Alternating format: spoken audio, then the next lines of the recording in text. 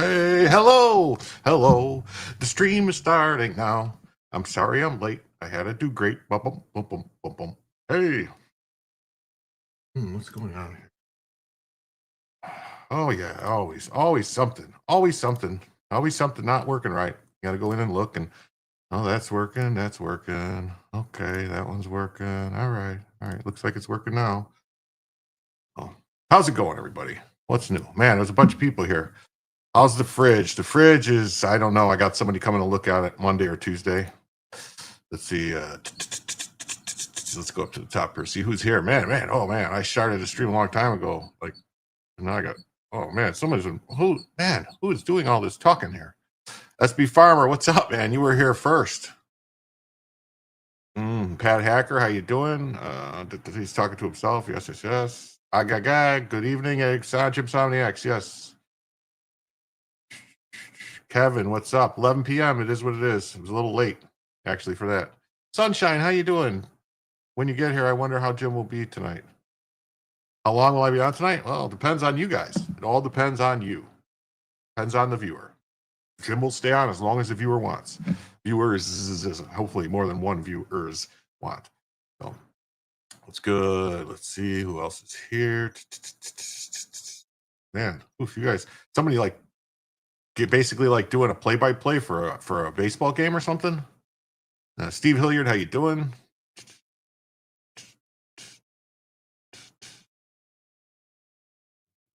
Hey, he's dead, Jim. How you doing? Catherine K, what's up? Colorado Mountain Girl, how you doing? GS Harkman, what's up? Wood Tick Mike, how you doing? Make it a great day. Yes, yes, yes, yes,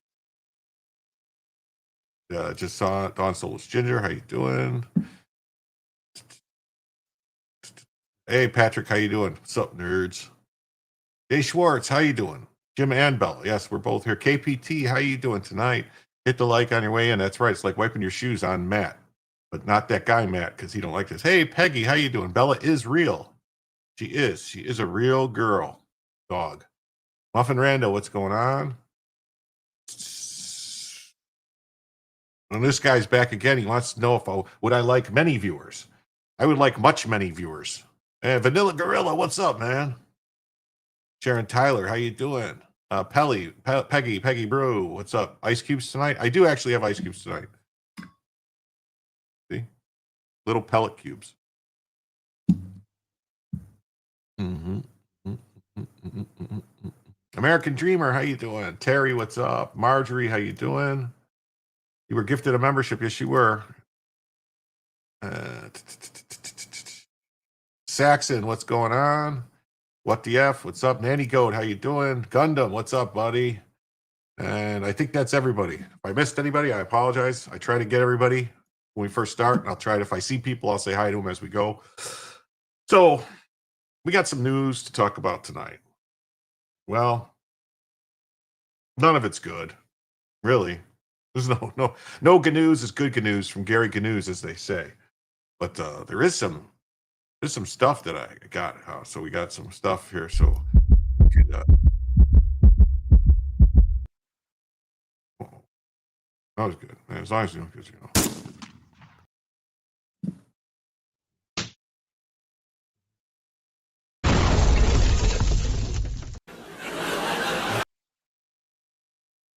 anyway, funny stuff there going on.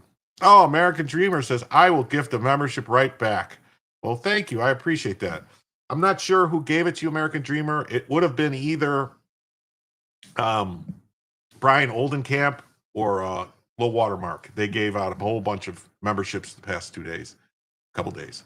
So let me fix this then. I got to fix the banner because we have a gifted membership. So I have to change the banner to now read that we are $69 away from the first additional hour. And as everyone knows, that's regulars here, but the people that are new, I'll say, if you're new here, please hit the like button. Please subscribe if you haven't subscribed. And every night we do this show, just about every night. I try to do a show every night. Anyway,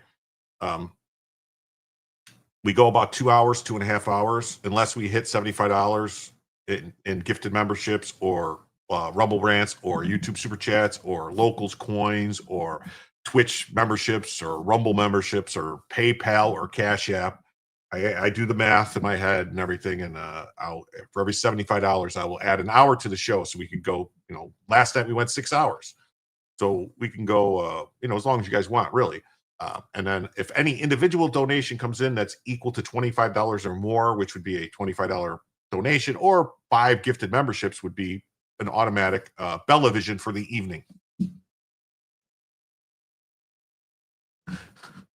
I had a look. She was missing. She's all the way on the end of the bed right now. I don't understand why she's on the end of the bed.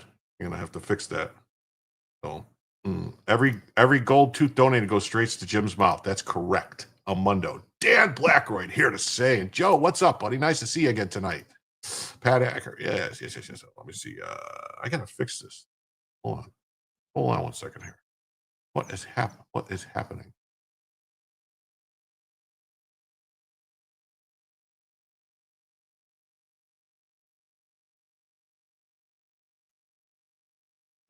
For some reason, Bella decided to sleep all the way on the edge of the bed tonight. I don't know why, but there you go. There's your free look. The first look is free. Then you got to pay. See, Bella. Hey, are you in Chicago by any chance? Is there anything going on there? Someone said there's a riot. There is some stuff happening. I'm not in Chicago. I am originally from Chicago. I spent the better part of 40 some odd years there, on the south side. So, but there are some things going on. I don't know about a riot. I don't know. I haven't heard anything about a riot per se, but we'll see. We will get into some stuff that's happening. That's right. Every time you hit the like button, another Democrat gets a mustache and a sombrero. Just remember. Just remember, those things can happen. And greetings, people of the growing earth. That's right. I don't know guys if you don't know this, but the earth is growing every day. A little bit every day. Of course, bigger. Just does. You know, it might not make sense to you, but if you think about it, there's a constant things that are decaying and adding to the surface of the earth, and so it's slowly growing. All right. Let's get into this first story of the day. And as per now my camera's all jacked up too. Boy, I tell you, I need to figure out some way to have like an automatic setting so that it changes so that it changes. That or I just got to keep people out of here from touching my stuff. All these people stop touching my stuff.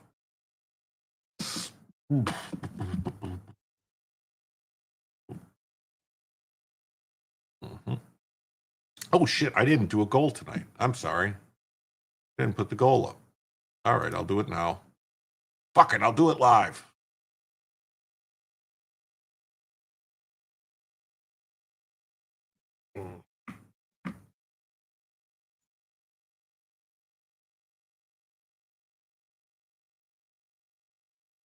There we go. Totally forgot to do that. There we go. All right, it's done. Done now. Goal is up and running on YouTube, that is. All right. Yeah, the 5090 should have. Oh, there we go. First, we have our popcorn ready for the great Taliban Pakistan poo flinging. I don't know, but why did that not count? What is going on? I put the goal in. Did your super chat come in right before the goal that didn't count towards the? Damn you, YouTube!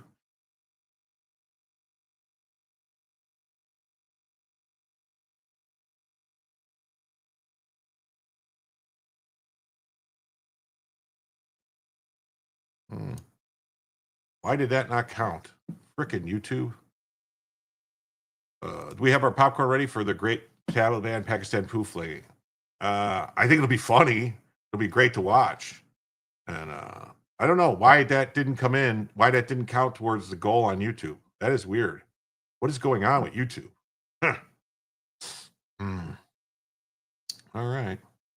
Now we are $64 away from an additional hour.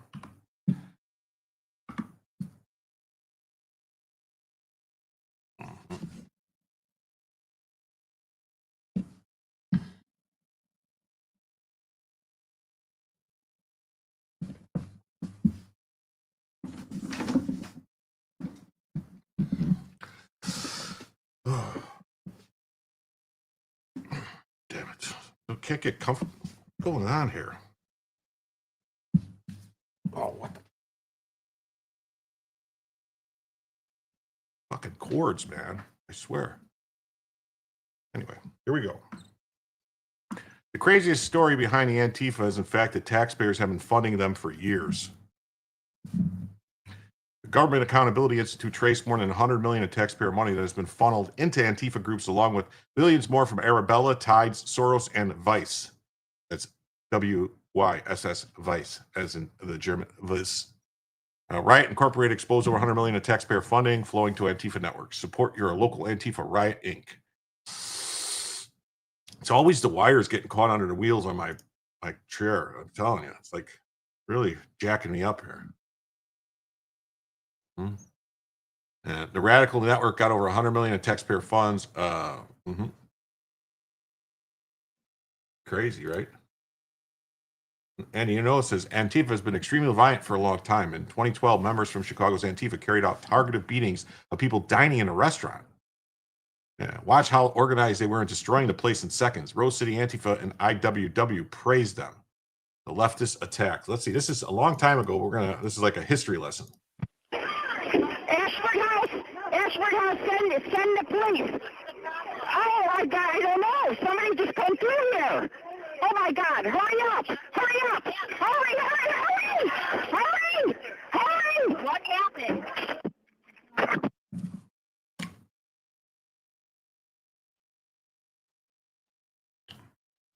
I'm at the Ashford House in Harlem. There's a riot going on. A whole bunch of guys came in mass. Where are you at? The Ashford House. Ashford House? Yeah. A bunch of guys. Yeah, but gone. There's a whole bunch of guys with masks. There's probably about 20 of them. Yeah. The Ashford House. How can an idea beat people? There's got to be a. Hey, what's up, Derek? How you doing tonight? Winston, it's a bunch of masked men with guns. Masked men with guns? Masked men with guns? Hurry. The restaurant filled with people. Do not hang up. Listen to me. Hey, what's up, Shadow Wing? How you doing? I don't know. I'm hiding under a table right now. I think there must be about 10 of them. We got officers on the way. How many were there? I don't know. There's probably about 10 of them. They may be gone. They came running in. They were swinging chairs. Is anybody hurt? Is anyone hurt? Are they gone? Oh, they come back. Look at their back. Okay. See, they're not wearing black. That's crazy, isn't it? They're not wearing black, though. This is, here it is. Antifa funding's exposed from Antifa's own mouth. We did get a grant from Soros. Andy Z, the national organizer of Refuse Fascism. That's Antifa, Refuse Fascism. It's also DSA and RevCom USA and all them good stuff. So you might want to check those people out. They're bad news, people. Bad news. Mm-hmm. And we're meeting with his main advisor on impeachment. So here we go. Let's see who this is. Oh, it's a crazy video here. What do we got here? Project Veritas. We did apply for a grant from Soros at one point a long time ago. We actually did get a grant from them. There is going to be a need for thousands of people and then millions to come into the streets.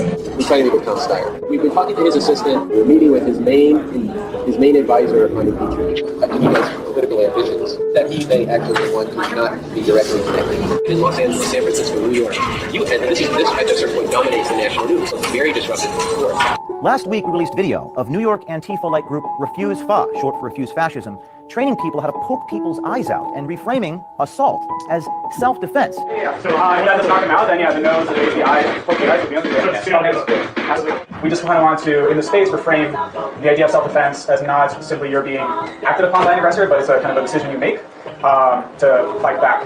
In a lot of ways to say, I'm human and I occupy the space, not. Now today, we unmask undercover footage of their national organizer, the national organizer for Refuse Fascism, and we release footage that suggests who might even be funding their militant operation.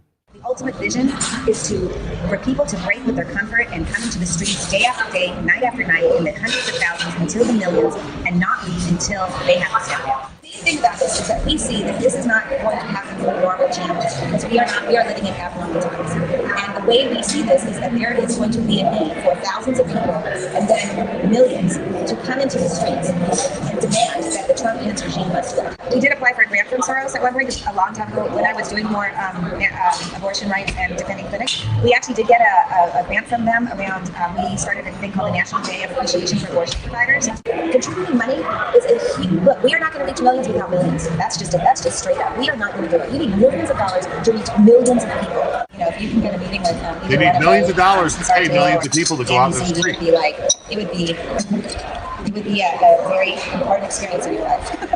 We're trying to make Tom Steyer. And what?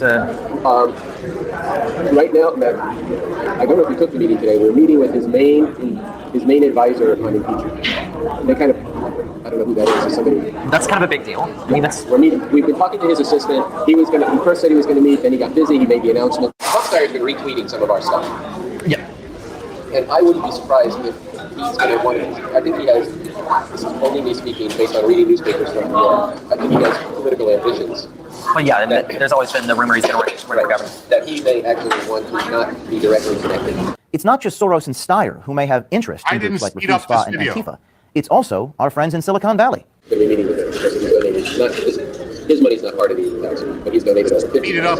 We have other people who donated 10,000. Actually, you're not first, but you're not first, but you are first. And then if we could have right now $15,000, which is not very much money extra. This $15,000. So that's what's going on with them. See, all right. You know, Antifa's taxpayer-funded chaos is the ultimate betrayal. Over $100 million in public money funneled through Arabella Tides and Soros proves that DC prioritizes anarchist agendas over national security. These aren't protests; they're coordinated attacks on America, bankrolled by bureaucrats who'd rather fund riots than secure borders or cut inflation. The same agencies that cry about budget gaps magically find endless cash for leftist arsonists while veterans and taxpayers get scraps. Defunding Antifa isn't partisan, it's survival. Every dollar stolen from Riot Inc. is a dollar robbed from law. Every dollar stolen for Riot Inc. is a dollar robbed from law-abiding citizens. Man, I need to learn how to read. Burn the slush funds, jail the enablers, and end this treason now.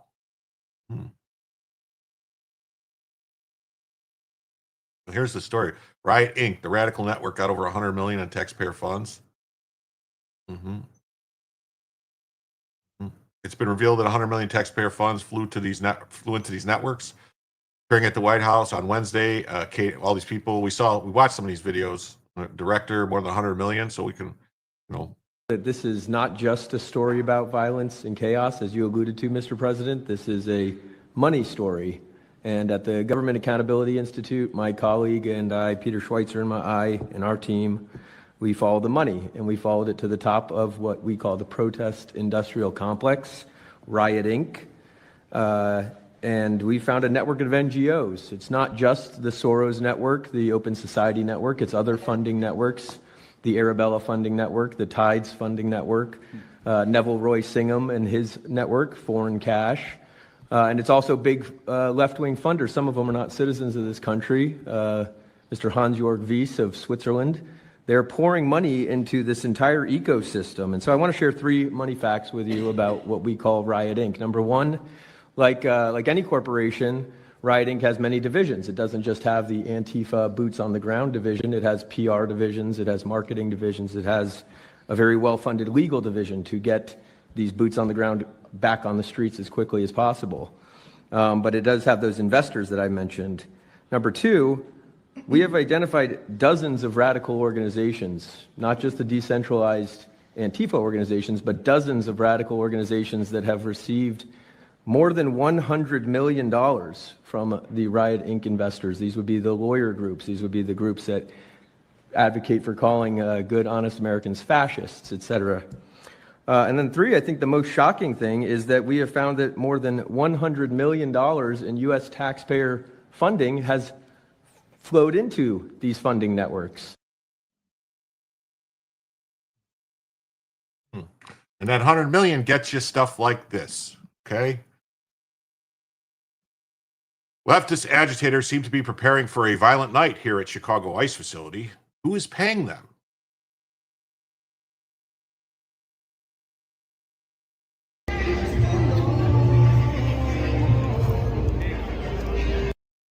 And they blare music to try and keep people from being able to report on it.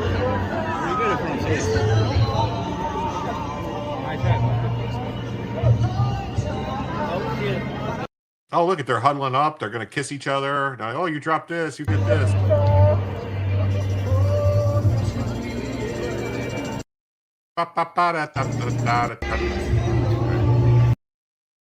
They blare the music to try and mess with you.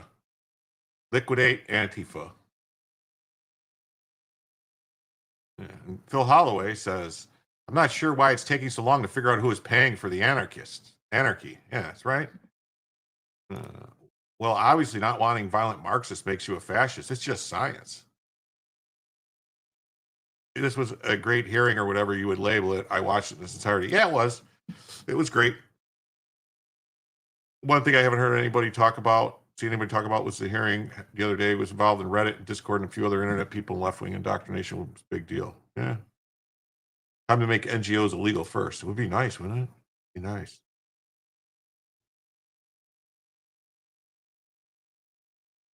I mean, we could also make communism illegal. Yeah. When this happened, Nick Shirley escaped a rabid pack of animals just in time. This was today.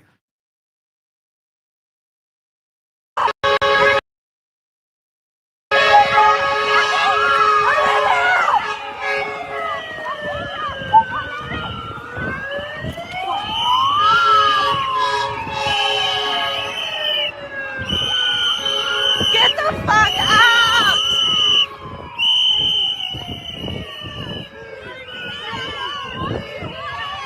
Get him! Get him out of here!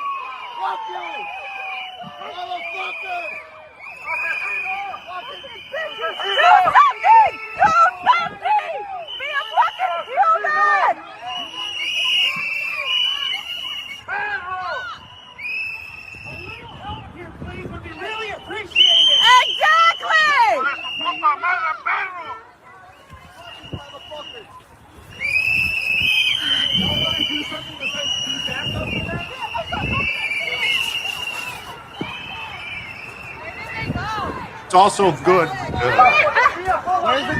It's also a prison tactic for preventing shanks. You tape magazines and stuff around your waist and stomach and back and arms to prevent being stabbed. Generally, they'll put them around here. There was that great movie with Denzel Washington and John Lithgow, and he tapes himself all up with stuff. And they also do things like they take magazines or newspapers and then you roll them up real tight and get them wet and then let them dry and then roll them and get them wet and get them dry. And then you can basically make yourself like a baseball bat almost out of it. But, they're all things you learn from watching movies.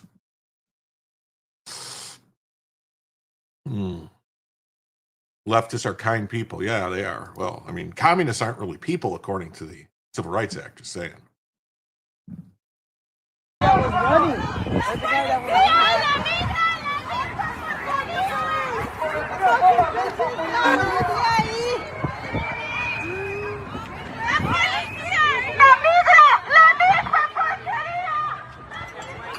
I mean, I just want to, just ask, what do you guys think the founders of this country would think about people running around talking about La Migra and Policia and all this stuff happening? You think they might have a problem with it? You think they might say, yeah, these people aren't Americans? Like, this is the problem with the way the birthright citizenship has been handled for the past 100 years. Just saying anybody who just step across the border, pop a kid out, that's an American. Clearly, they don't have any ties to America. They don't represent America. They're flying a foreign nation's flags. Do you think, what do you think George Washington or Thomas Jefferson or Benjamin Franklin would do about people coming into our country and flying foreign flags and challenging the government? They would mobilize the militia. And they would send them all for the dirt nap and say it'd be nap time. Nap time for these little rascals.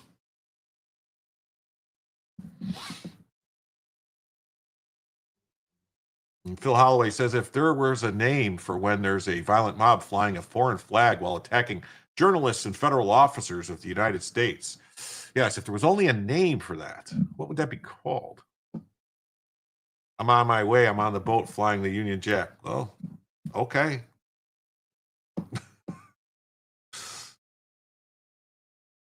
You have instruction manuals Abby Hoffman put on how to destroy public infrastructure, how to kidnap people, ideas on ratting and taking over news studios. Now, but did Abby Hoffman actually, were those his ideas or did he get those from Saul Alinsky? Because I thought all that stuff came from Saul. I mean, I thought Abby Hoffman was mainly an idiot. Like, you know who would know, Patrick, who we could probably get to talk about that is what's his name? Mark Gruber knew Abby Hoffman, hung out with him during those times in the 60s and 70s. He was hanging out with Abby Hoffman. Him and Abby Hoffman and Bobby Kennedy were all buddies. That guy's got to have some stories, boy. I'd love to talk to him. He was an idiot, but he produced and published all the stuff himself. Was he the one who did that book about did the book about how to survive? A Useful Idiot, get it right. Yeah, you know what I mean. Yeah, that would be interesting. They'd be pretty old, though. Hey, I am Bob. What's up? Nice to see you. Everybody's here. Wow. We're having a good Saturday night so far, I have to say. And then we got Juanita Broderick, the woman who was raped by Bill Clinton, says multiple paid agitators being arrested at the ICE facility in Chicago. LFG, which stands for Let's Fucking Go. Damn, chat froze, did it? He did a book titled Steal This Book, and it got instructions on everything from rioting and building bombs. Okay, yeah. That was the book that told you how to, stuff that doesn't work now, but how you could go around the country. Steal This Book was how you could go around the country on $20 or something like that and do different things and get free phone calls and stuff, if I remember correctly. And you're holding Steal This Book in your hand right now. Wow.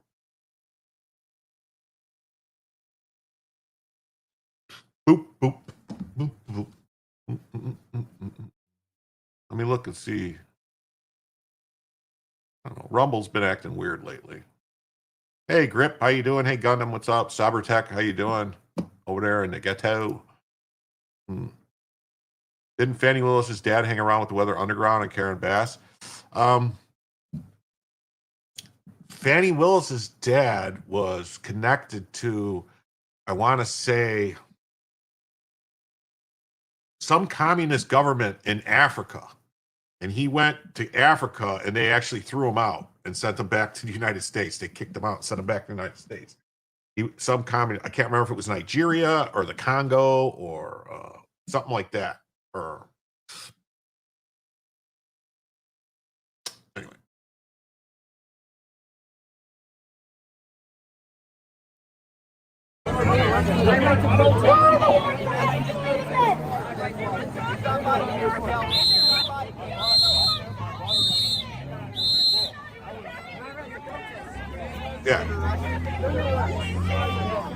Yeah, her dad was a Black Panther. He went to Africa to do something, to like get involved with the government there, and they ended up sending him back to the U.S.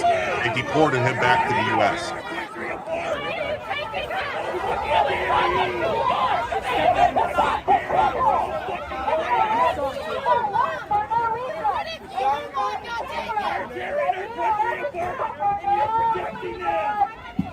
What is your problem? You guys need to hear like we're the fucking enemy.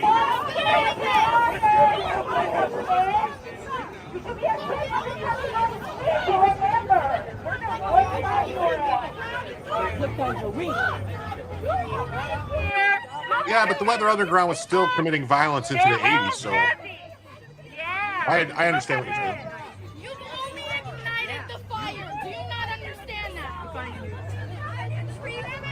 Schaefer's being quiet, he knows I'm right. People say nothing! These people are delusional. They're the ones that are committing sedition by trying to overthrow the government.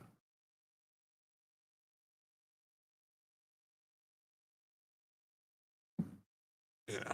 Well, I mean, I'm sure that the Weather Underground, they were involved with the Panthers. They were all it's kind of like the network that existed in the 60s and 70s of all the left-wing groups. You know, you had basically the Weather Underground, you had SLA, right?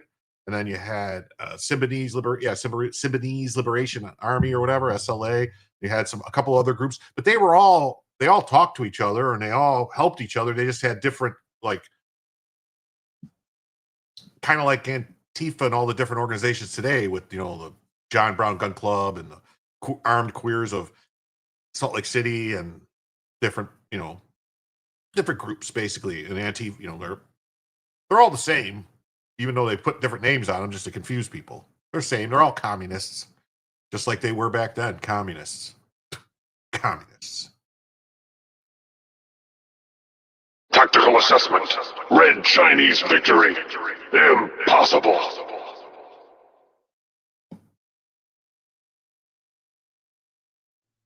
And a move to bring in a National Guard, and suddenly the local police decide to do their job. It's crazy, right? Crazy. It's crazy. Got this. It says, huge fight at Chicago ICE between rioters and the Illinois State Police.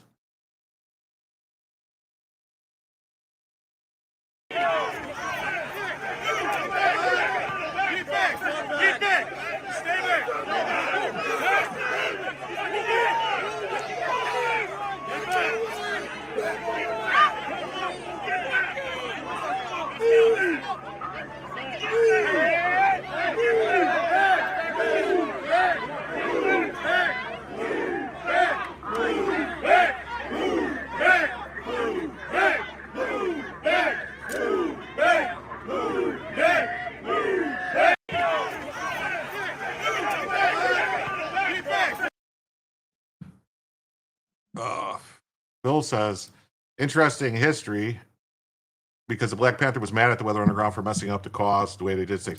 Yeah, but they were also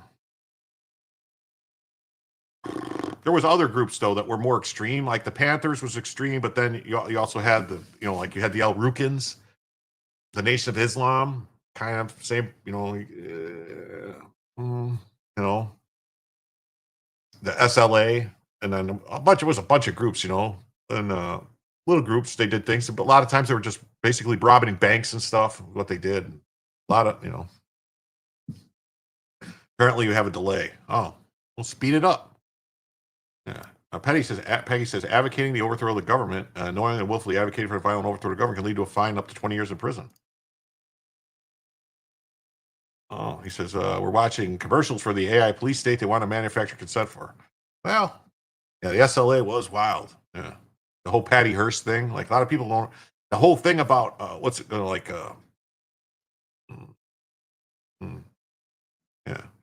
yeah, the bombings in the 70s were exciting. Yeah, there was thousands of bombings in the 70s. People don't realize there was like bombings, multiple bombings every day around the country. Mm-hmm. Mm. Oh, who was it? Bobby Seale? Is that who you're talking about? Bobby Seale? Not Barry Seal, the CIA pilot, but Bobby Seale. And Timcast News says a deranged leftist pretends to shoot Cam Higbee and points to her neck while a crowd screams Timu Charlie Kirk at Cam during his live coverage of Chicago's ICE protests. Stockholm Syndrome, yeah. Oh, Spuds gifted a membership. There you go, Spuds. Thank you very much. The SLA is the stuff of action movies, bank robberies, prison breaks, smuggling people to Africa. Those were the days. Yeah. Let's go.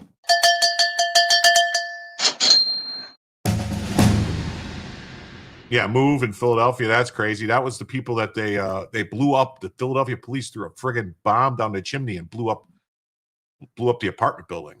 That's crazy. All right, we're 58 away from a extra hour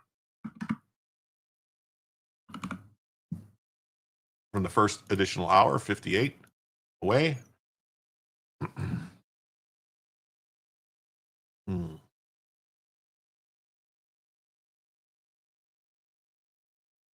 Oh, look at this smart guy here. Goes bombings in the 70s based on your age. Was it the 18 or 1970s? Come on, dude. That's funny, though. I'll give you that. Let's see here. Charlie Kirk, T-Moon, Charlie Kirk, T-Moon, Charlie Kirk, T-Moon, Charlie Kirk, T-Moon, Charlie Kirk, T-Moon, Charlie Kirk, T-Moon, Charlie Kirk, T-Moon, Charlie Kirk, T-Moon, Charlie Kirk. Are you gonna kill me? Is that what you're saying? Why are you shooting a gun at me? Relax, man. Relax. Get out of my face. Yeah, there it is.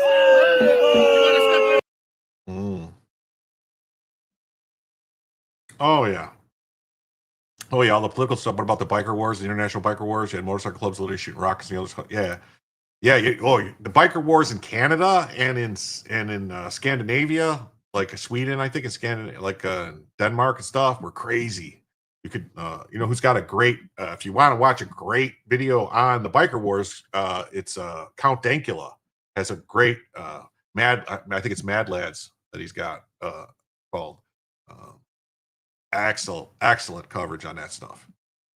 Excellent coverage on that stuff. What am I? There we go. Better. I feel better now. I feel better. All right. Yeah, multiple people being pulled from class multiple times a week for bomb scares. None of them panned out, but it got us out of class. Yeah, that used to be a regular thing, calling in bomb threats and stuff. Here's another angle of this video of this person, so you can watch the person, what's going on. T-Moon, Charlie Kirk, T-Moon, Charlie Kirk, T-Moon, Charlie Kirk, T-Moon, Charlie Kirk, T-Moon, Charlie Kirk, T-Moon, Charlie Kirk, T-Moon, Charlie Kirk, T-Moon, Charlie Kirk, T-Moon, Charlie Kirk.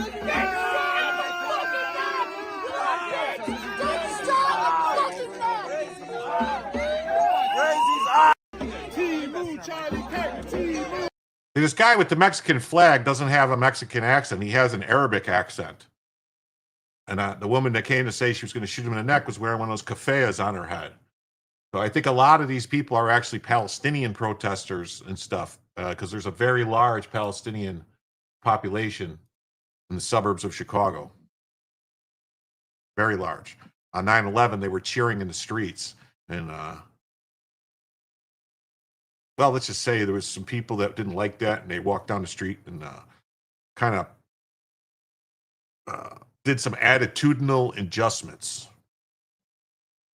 Spuds, remember, for 3 months, is all terrorists enjoy power, guns, and money. They do, Spuds. They do. Look at you go. 3 months. Mm-hmm. Yeah. They robbed armories and stole anti-tank rockets and used the heck out of them. Almost all the cases are hand grenades, which are used to do prison breaks. They threw over 100 hand grenades. Yeah, that's a crazy story. Did you have a chance to read about the algorithm I told you about? I think YouTube automated my comments. They're explaining it. I did not see the comment, and I didn't see it automated or anything, so I don't know. Yeah. Yeah. That's what happened. The demon said to Cam Higby, I hope they shoot you like they did to him. This is the demon right here. That's like a tattoo on the forehead, the 3 lines, some kind of weird shit going on there. That's crazy. This says, heads up to DHS.gov. This Latina is trailing your vehicles in Chicago and notifying people on social media.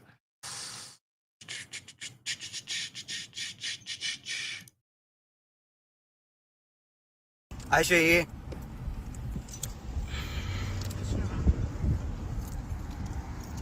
va, esa por la autosón y que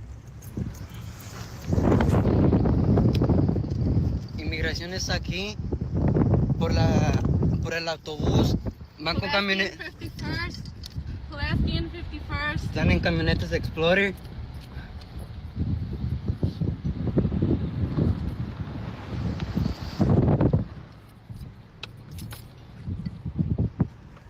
It's actually against the law. It's actually against the law in Illinois to have a cell phone in your hand while you're driving. They have a hands-free law in Illinois.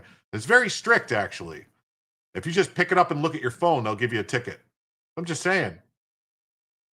If they're all driving around with phones, they're breaking the law. They should be arrested for that at a minimum.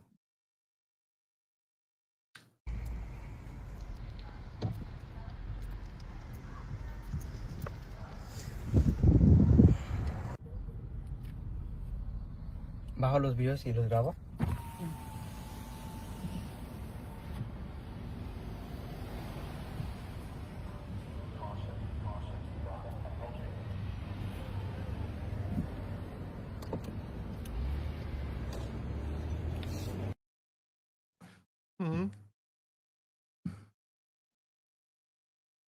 This is ICE Border Patrol stepping up their game. The women who followed around the agents blocking their vehicles get pulled out of her car and arrested for impeding their operations. Where are these police you speak of? Who's going to give them a ticket because they're holding their cell phone? They don't even go and arrest violent terrorists in their city. Yeah, but they have a tendency, them tickets are a money-making thing. I think it's like a $250 ticket. They like to give those out, man. They do. I'm telling you. Like, I have my rights.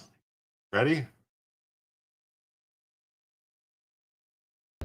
Open the car. No. Huh? I have my rights. That's what we're doing.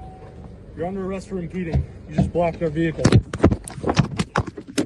Hey! Open the car. Lol. Liberals in a nutshell. Take accountability, be a victim. There you go. In a disgusting move, Antifa has just forced the hospital in Portland to divert away. They're not going to get a ticket, Jim, because they're different. Oh, man, that sucks. Womp, womp. Papo, baby. Yeah, so Antifa has forced the hospital in Portland to divert away their air ambulance helicopters because they're plotting to shine lasers into the sky. Their goal was to mess with federal helicopters, but now the hospital helicopters are impacted due to the safety concerns. These people are sick. Portland authorities need to regain control of their city. 2 News has learned that some people are planning to shine lasers into the sky this weekend in an attempt to ground federal helicopters. This comes after there's been multiple arrests in recent days for laser pointing, both at police and federal aircraft. Thanks for joining us. I'm Steve Dunn. I'm Deborah Knapp. K2 is now working to confirm what group is trying to coordinate these What efforts group? to What bring down group? federal helicopters. You're K2's trying to Thunby confirm Verma what joins us group? live now Really? from the ICE facility in South Portland. What is happening right now, Thunby? So, Deb, things are not only peaceful, but they're very lighthearted. If you look behind me, Oh, you very can see people lighthearted. come out in costumes. You have people dressed up as pickles, bananas, frogs, even a hot dog. And at least one protester tells me he hopes things remain peaceful just like this. Protests outside the ICE facility have been going on for months. On Friday, K2 News got word of a possible new tactic, a call to shine lasers into the sky to ground federal helicopters that are flying over South Portland. Ron Magnus is a flight instructor in Washington County. He warns of the dangers of pointing lasers into the sky. The dangers primarily are blindness on the part of the people flying the airplanes, the pilots and the other crew members. The FBI writing on its website, when laser beams are aimed at any piloted aircraft, whether military or commercial, what might seem like a tiny beam on the ground can blind aircrew, potentially causing a mid-air collision or other incident. In terms of shining lights at them, it's not something that I'd participate in. At the ICE facility, one protester tells me he's not on board. I think there are better avenues for getting our message out, like more effective resistance. A spokesperson for the Portland Police Bureau tells us they regularly arrest people who target police aircraft. They regularly arrest people that target police aircraft, so they do it all the time. But they don't know what group is responsible. It's just they're confused. They're really confused. You know, the hospital in Portland has been forced to divert their medevac helicopters due to the laser assaults by the leftist Antifa militants. They're now terrorizing the hospitals. Oh, look, let's see something right here. So it says laser tag. Every night for weeks, we are forced to listen to the threatening rhythm of helicopter blades as the federal regime spies on us. The only limit to power knows is our refusal to submit. This Saturday, October 11th at 9 p.m., we're invited to fight back. All you need is a laser. Leave home. They can see where the laser's coming from. Go to a park or a field, some public place. Once the clock strikes 9, lace your beam on the copter. Mask up, coordinate with friends to throw the laser party. Oh, look, there they are. They're just at them doing it. Oh, no. And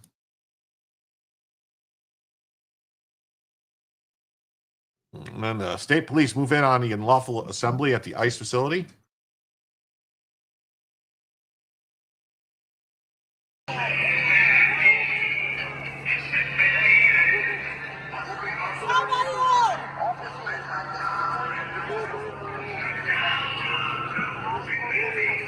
They were told they can't be in the street. So they were told they could be on the sidewalks, but they can't be in the street, but they won't listen. Because, you know, it says another huge brawl between ICE and rioters at the PD. I'm on the ground. Wait, this looks familiar. Is this the same one? Hold on.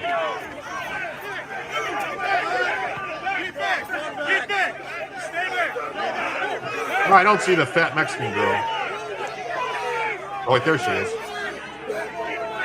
Ah, you fall down. Fatty, fall down. Fatty, fall down. Fatty, fall down.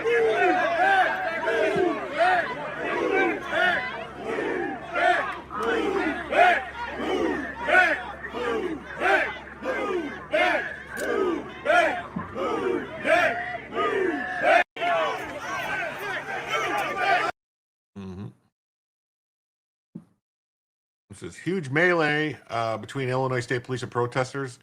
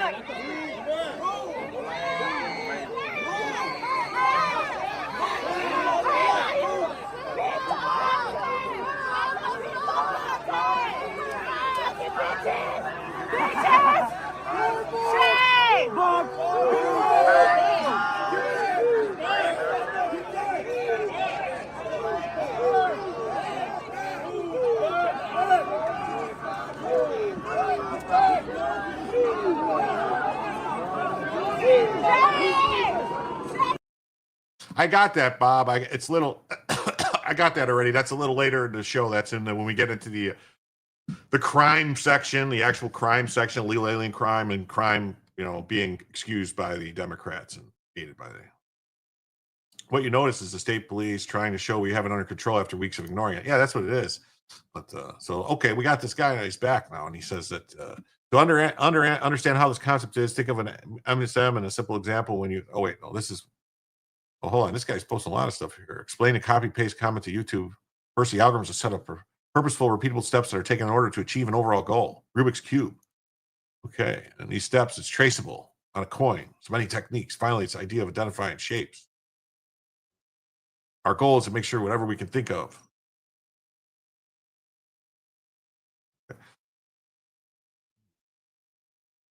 All right. This would be something, I'll tell you, Fox, Blade, this would be something that would be better suited for you to actually come on the show and explain it than doing this, because this is kind of like not what lucky protest season is coming to a close. Snow will be flying soon. Then me try to do this in the middle of a show like this is kind of not really cohesive. We would have to have a specific show just for you. So if you want to do that, I'll gladly bring you on and talk about it. You tell me when you want to come on. I'll have a show just for you. Mm-hmm. And it says clashes and arrests near the Broadview ICE facility. Oh, why does this look like it's the same shit over and over again?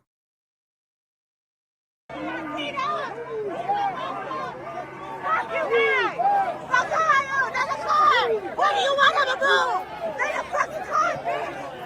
Well, this is a better video. We can see what's going on now. This is a better video. We can see what's going on over there.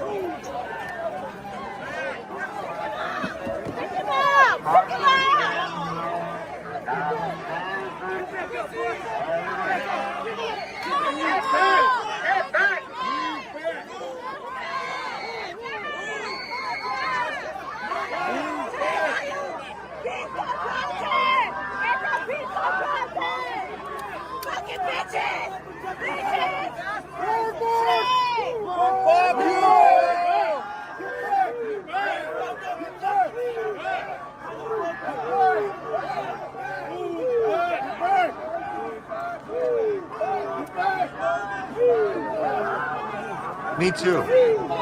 Hit him with the orange spray. Hit him with the orange crush. That's what I like to see. Oh, here we go. Far left riders being arrested by state police before they can get close to the ICE facility.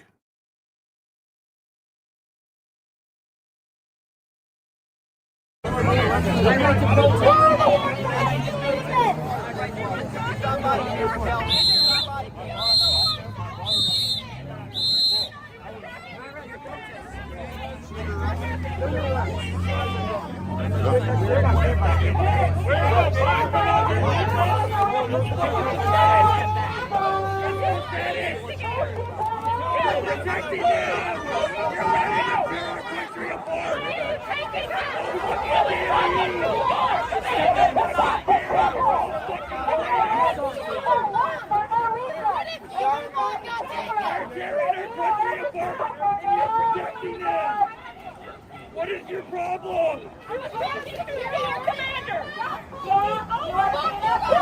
You guys sit out here like we're the fucking enemy.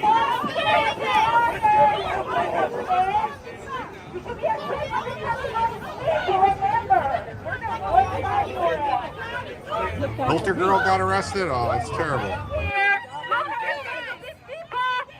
They're all Nazis. Yeah. Look at this. You've only ignited the fire. Do you not understand that? Schaefer's being quiet. He knows I'm right. 618 Street. You will say nothing.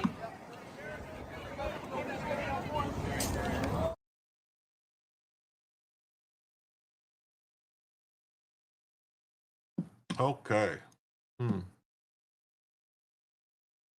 It says, watch how the Antifa militants in the raccoon costume helps fellow Viant comrades block public access to the sidewalk near the Vice Portland ICE facility. They say borders and deportations must end, but claim any territory they touch is theirs. It's weird. They say the country's not ours, it's theirs, but then it's everything is theirs. You not touch shit that's not yours.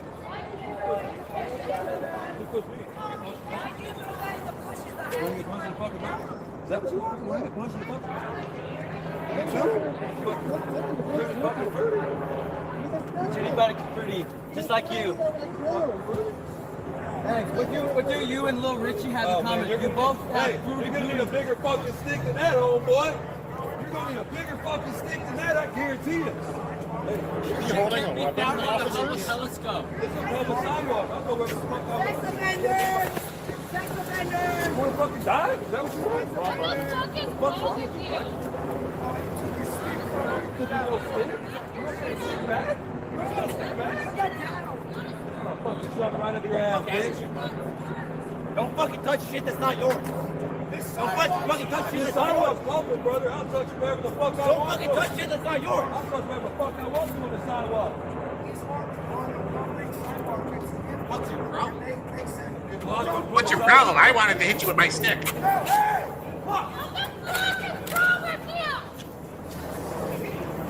Hey! Holy. You just fucking hit the one with the fucking stick! What the fuck is wrong with you?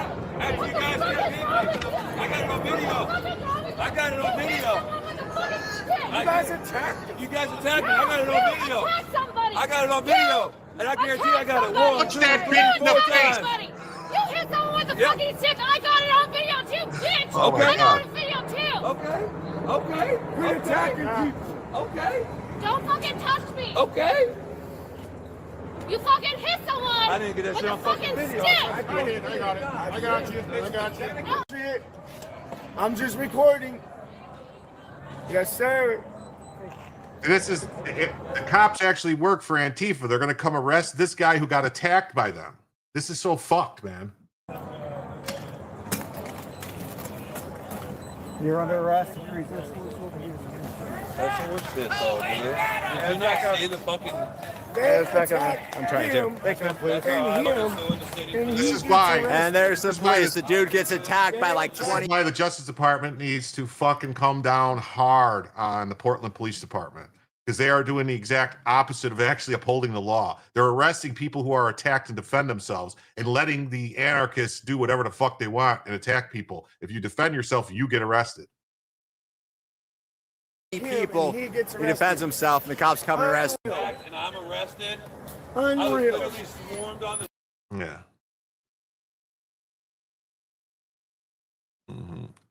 The Portland Antifa ringleader, convicted felon Alyssa Azar, wore a fake press badge when she returned outside the ICE facility.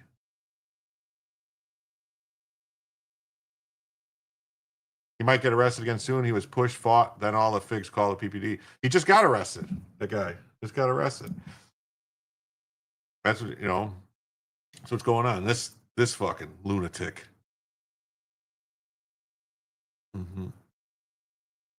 Anyone who says the National Guard isn't needed in Chicago to protect ICE, show them this. There are gangs of people who brazenly break the law, chase down agents, swerve to hit them. This is a blatant example of how dangerous the Democrats are.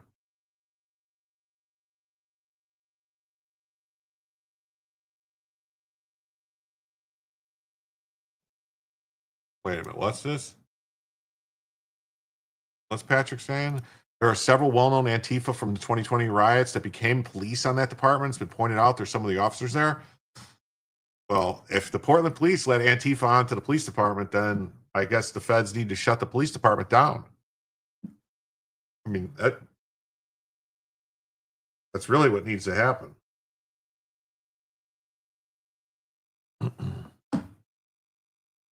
Portland police ran a campaign to bring in more people from the community, so a lot of the head crackers from Antifa got jobs working for them.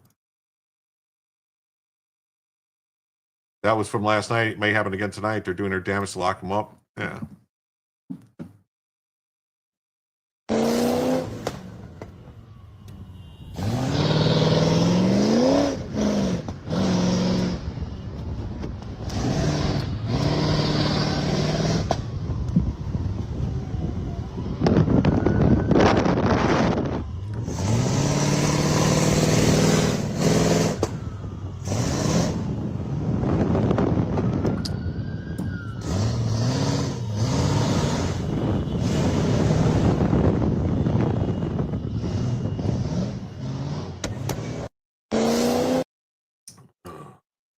It says, this is Harmeet Dillon's wheelhouse. She's in charge of civil rights and monitoring the police forces. Yeah, they've been put on notice already, but I'm hoping somebody is getting them all this information. I'm hoping since they had that roundtable and they've talked to people, I'm hoping that some people are getting them all this information.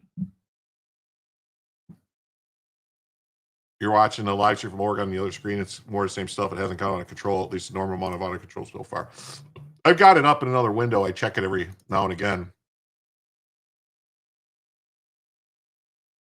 So, but it's just the same stupid stuff. Nothing major. Here's another video showing 2 vehicles boxing in ICE agents. The National Guard is desperately needed to keep this lawlessness under control.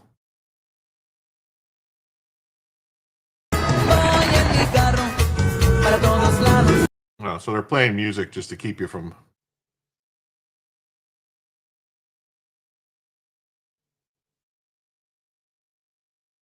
I mean, me personally, honestly, if I was if I was feds or whatever, and somebody did this to me, I would probably think that deadly force was required because they were trying to ambush me and kill me. That's what I would think.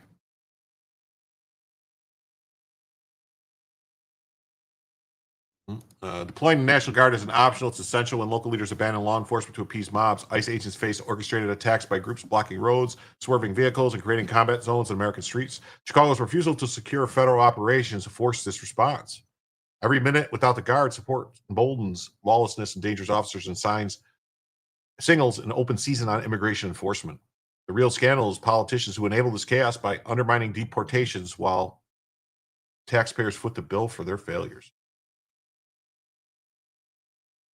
You remember Chief Potter's 90s memo, Jaywalk is the first stepping stone towards anarchy. Captain Jensen and the Multnomah County Sheriff Brunel and the zillionaires, cops and BS crazy police chases in Portland. Yeah. There's a Santa in the crowd, goes off on a bell, but at times he's an anti-protester. Anyway, yeah, they need to get back to the broken window style policing. It works, does.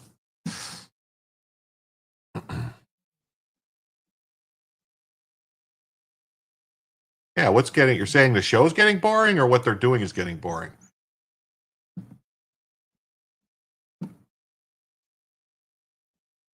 Yeah, and here's what they were doing. Here's what they're doing with the lasers, just so everyone knows.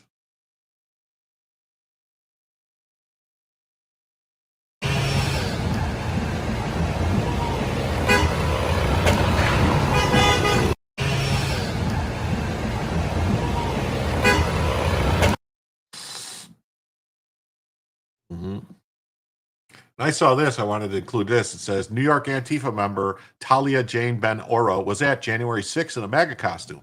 She was never charged with any crimes that day. Huh. That's weird. I'm boring, I guess. I don't know. I'm sorry. And no Bella. Well, I can't.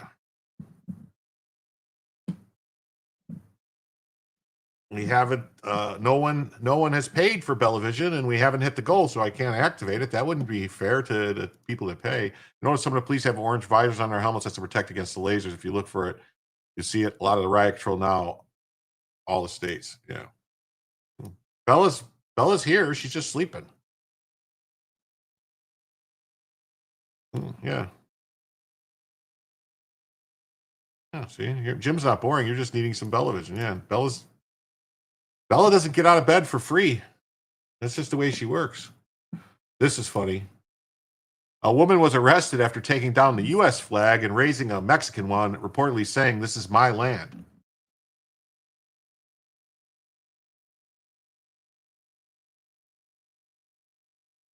You're not gonna tell me what to do. This is Mexican land. Oh, okay. Look at that flag, because that flag isn't on the floor, is it? Hey. Is it? Hey. You can't say I'm disrespecting. No, esta es mi tierra. Esta es mi tierra. Esta es mi tierra. Come here. Okay, my people kill you. Turn around. I'm going in peace and you're hurting me and you're gonna regret it when you okay. Hey. Touch me, when your kids die. When your kids. So she's threatening to kill them, threatening to kill their kids. Sounds like a fucking cartel terrorist to me. Say, you're squishing my hand and they already know. You don't need to take me. Stop her. Take me. Take me. Take me. Take her down. Take me. She's on the ground. She's all right. We'll get her. All this happening this morning around 9:30. The Kern County Sheriff's Office says 24-year-old Crystal Aguilar cut the chain securing the flagpole at the entrance to the park, removed the American flag, threw it into the mud, and replaced it with the flag of Mexico. When park rangers attempted to detain Aguilar, she responded with a slew of threats. She was taken into custody and booked into jail on several charges, including threatening a peace officer, vandalism, and resisting arrest. They need to bring back wood shampoo. I don't know. I just saw this today. I don't know how. What she was part of the Brown Berets, or group that claimed the United States was stolen from Mexico and they want to repatriate it. Oh, Bakersfield. Yeah, I don't know.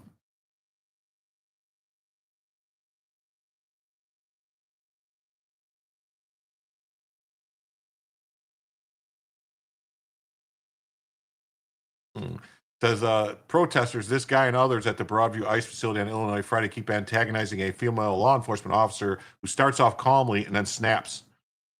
Well, let's see.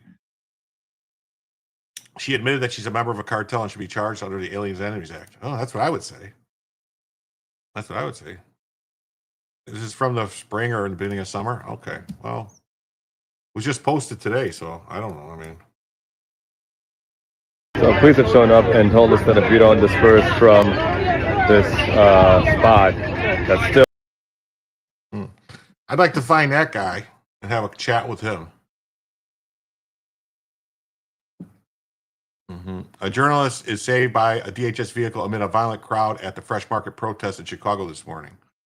So I think this is that guy that we saw earlier that was getting chased.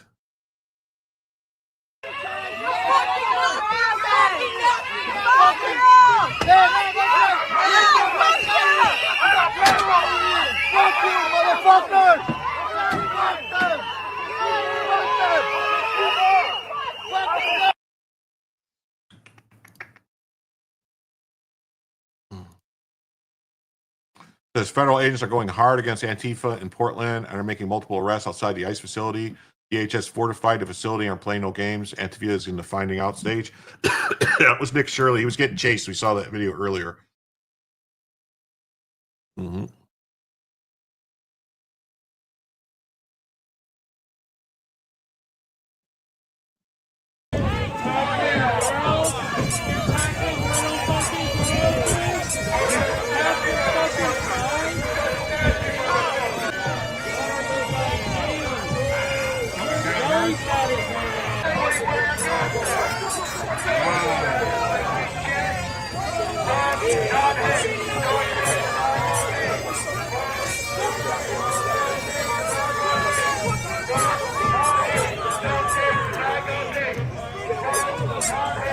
Well, you cannot choreograph it any better.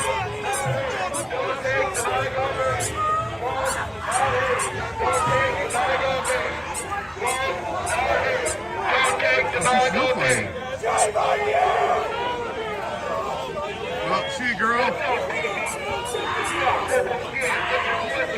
put money on your books. Wow, I should have followed them. They arrested.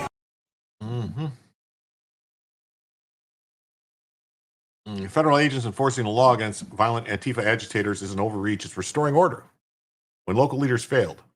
The ICE facility is federal property, and DHS has every right to defend personnel executing lawful operations. When anarchists attack officers, block access points, and threaten detention centers, decisive action isn't optional. It's demanded. Portland's refusal to prosecute rioters or secure its streets forced this escalation. Federal authority exists precisely to prevent cities from becoming lawless zones. Every arrest here isn't authoritarian. It's accountability for those who think chaos substitutes for policy. The alternative is letting mobs dictate governance. Weak local leadership created this crisis. Federal resolve is fixing it. Seattle reporter Brandy Cruz just visited Portland. She was assaulted, sprayed with wasp killer at a protest near Seattle. Her security and a Good Samaritan that was helping her were assaulted. Oh my God. She's a member of the Amaho tribe. That's not a goth girl. That was a dude. That's a man, baby. Hey, the 105 people here. Please remember to hit the like button if you haven't already. And if you haven't subscribed, please subscribe to the channel. It really helps. You hit the like and, all that stuff and, business and cheers and chats and stuff. My no vote on Prop 50 was counted yesterday. Did you make sure that you looked at those envelopes? Because I've been seeing a lot more stuff showing that the hole's there, but then I saw some more videos. I didn't pull it up because somebody said, I don't know, other people talking about that there's like they could peel something back and look and see your no if you put the ballot in a certain way. Oh, look, now the Dems are out with their new talking points. All right. They got their new talking points out. All right. You guys ready for the new talking points? This is the new talking points.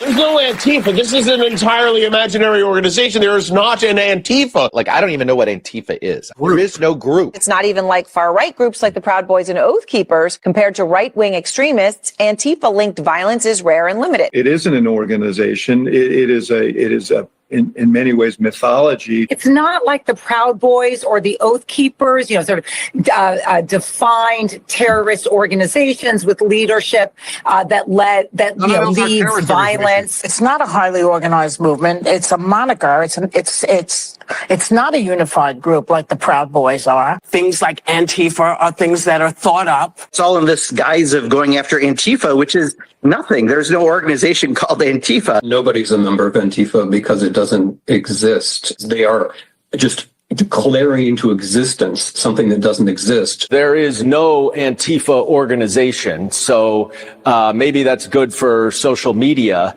But it really is non-existent. They exist on the internet in chat rooms and in 4chan and Discord and places like that where they run discussion boards, trade tactics, documents, things like that.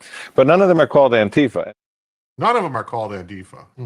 Yeah, Jerry Nadler regurgitated the same line several years ago.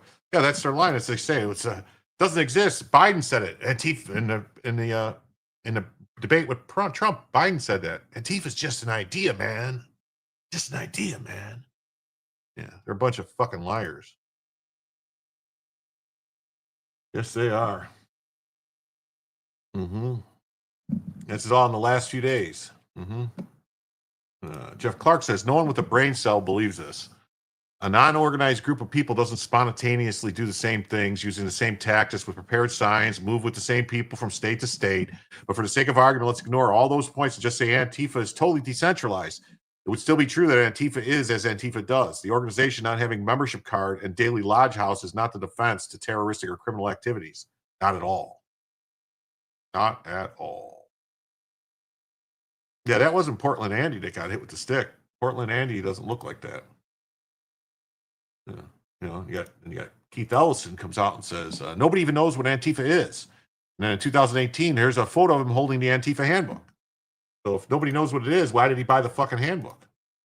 So the fact that there is nobody even knows what it is. The first person I ever heard use the word Antifa was Donald J. Trump.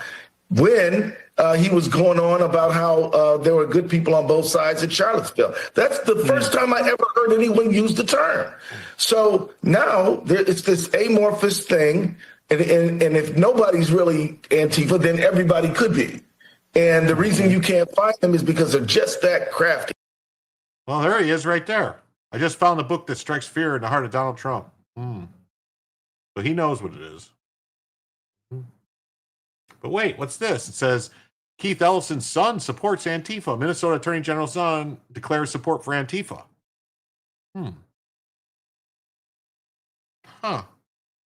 Antifa is an international organization. It is. Minnesota Attorney General claims Antifa doesn't really exist. Cracking down on left-wing terrorism was a way to suppress speech. It's not an institutional organization.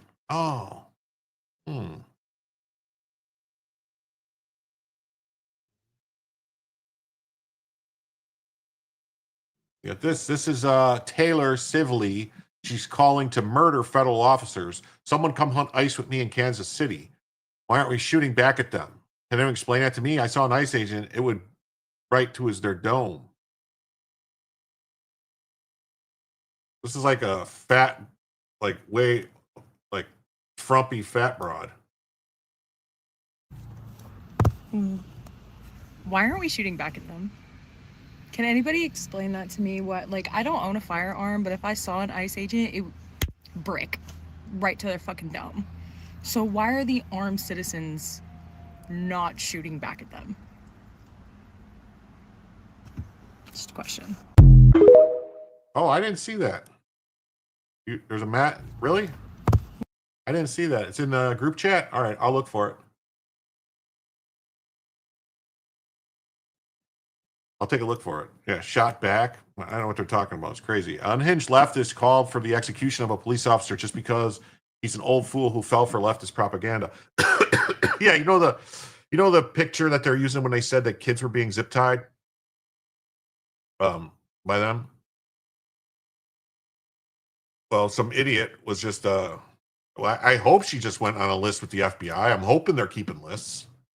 Meet Officer Evans from Texas. Leftist hijacked his video and playing him playing and handcuffing his son, falsely claiming he was an ICE agent arresting black kids in Chicago. Even after days of him and people like myself debunking the lie, insane leftists with large followings are still spreading this false narrative across social media.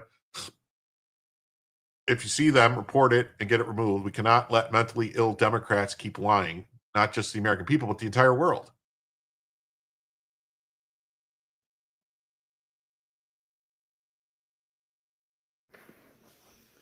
This is a zip-tied toddler that ICE did. Anyone that is okay with this is my enemy. I do not care. The officer should be executed for such a crime, because anybody that can harm a baby has serious issues. So is this guy pro-life? He's against abortion?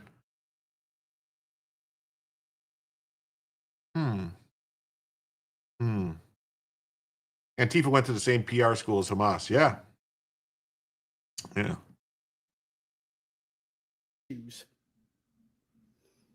And if you want to talk shit in the comments, well, go right ahead. You won't be the first and you won't be the last. Because if you agree with this, you are a fucking coward. All right, man. Man, this shit is going too fucking far. Oh my God. Meanwhile, this is what's happening to black children in our neighborhoods. Hey, so. All right, so apparently my video yet going viral again, saying that ICE is detaining kids. So they're using that picture, which is my video, of me and my son playing cops and robbers. Literally, this is us. It's just crazy, like the link, people will push shit in this lie on the internet, and I'm just lost for fucking words. But if y'all don't know, me, myself, and my son, we live in Texas. We don't live in Chicago. Me and my son playing cops and robbers. Got a whole series on my page. I'm trying to figure out why people lying to make it political. Don't fucking know, but it's sick as hell, and y'all need to find Jesus.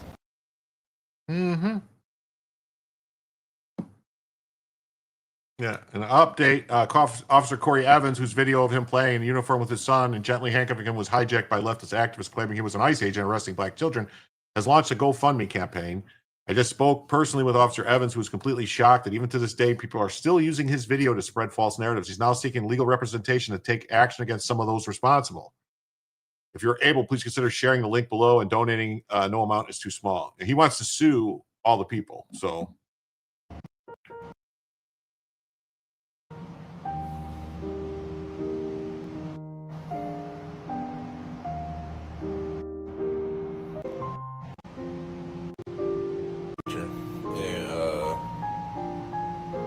The fact that it's still going on is insane. As you can see right now, I am seeking legal help. So if y'all able to donate anything, if it's $1, $2, $3, help over the past couple days. The support that we've gotten. One day we can get this complete. So I don't know if this is a for real thing. Like if he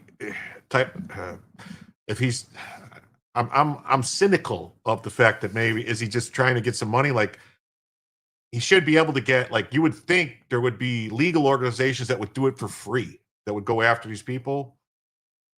Is he in a furry costume? No, I think that was just some. Yeah. You feel for Greta, climate change didn't work. Now Palestine either. Was that the kid at the State of the Union? No, that's a different kid at the State of the Union. That was the kid with brain cancer. Was that the?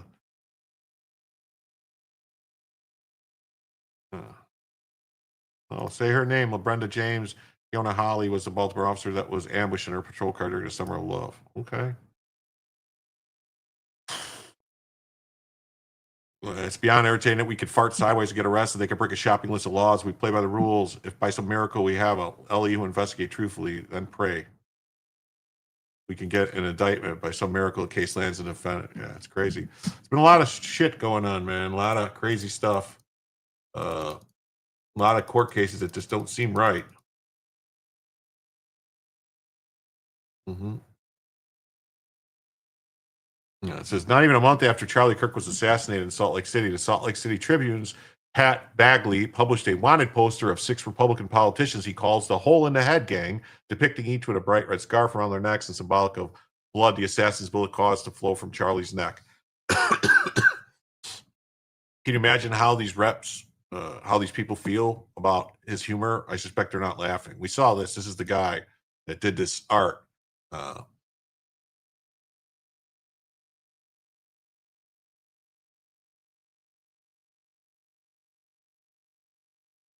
I don't understand how this paper is getting away with it.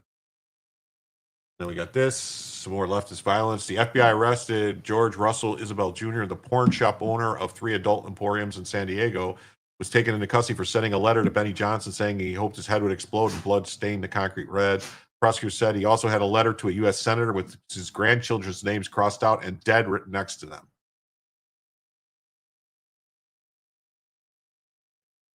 People are fucking all insane, man. All this stuff about unity. You can't have unity with people like this. There is no unity.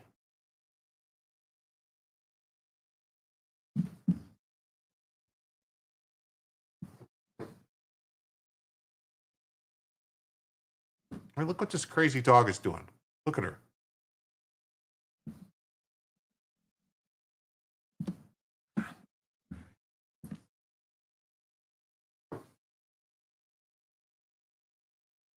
Crazy fucking dog. Oh, no. Oh, Bella. Look what you did now.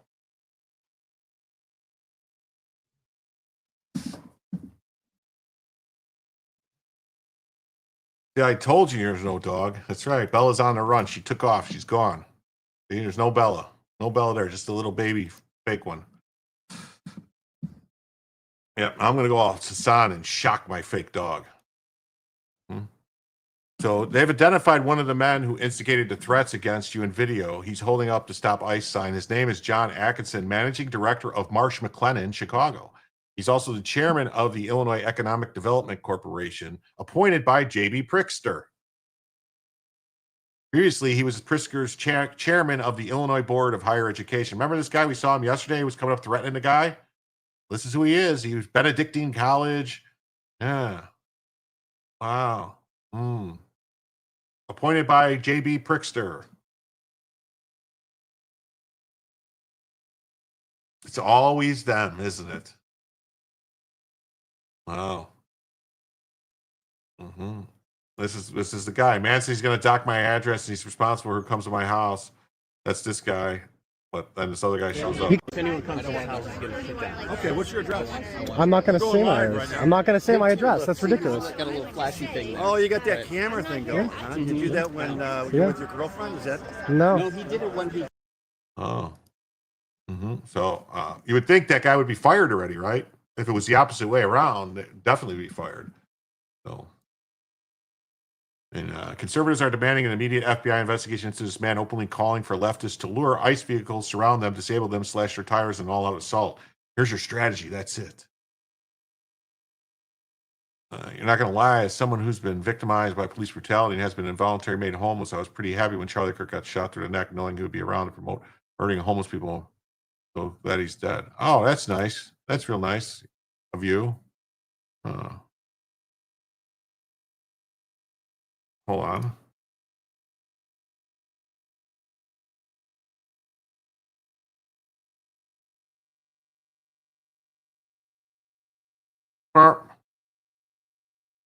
You just got banned. Have a nice day.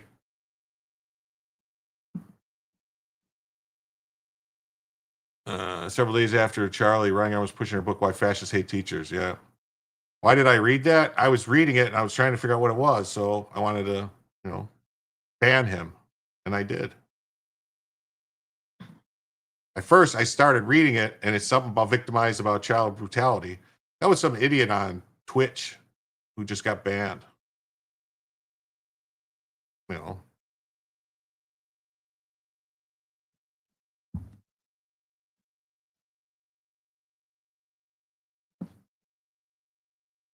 Conservatives are demanding okay, here's your strategy. So what happened here?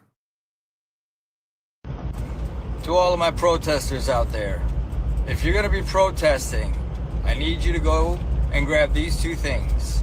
One, leaf blowers from Home Depot. Ryobi, battery operated, doesn't need a cord. Charge them up before you go protest. Make sure that you have. Yeah, I saw it. I thought he was who's going to be on the front line. Like I started reading it. Leaf blowers. Second thing, tennis rackets. Get tennis rackets on the front line. So when this is for with the tear gas. If a tear gas can is sent to you, you take that tennis racket and you hit that bubby. You hit that thing as far as you can, straight back at who's ever shooting them at you. Get that tear gas out of there and then use the leaf blowers to clear the air. All right? Here's your strategy. That's it. Make sure that you have people with leaf blowers and tennis rackets to do just that. By someone that works. I don't know. So far, there's only been like a couple people on Twitch that sound like they're reasonable and you can talk to. The rest of them have been crazy people like that. So, is what it is. That's a great idea. Help people commit felonies. Yeah. Works out, right?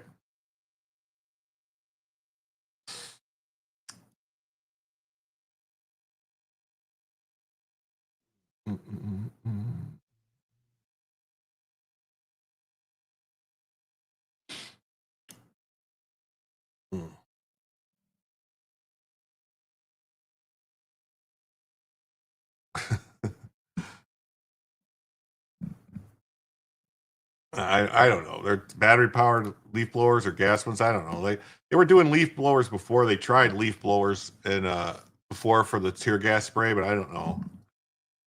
Yeah. I don't know if it works or not. Yeah. We saw this already. It says peaceful protester casually threatens to kill me. That's a trick to catch Mexicans in California. Only Mexicans are allowed gas powered leaf blowers by law.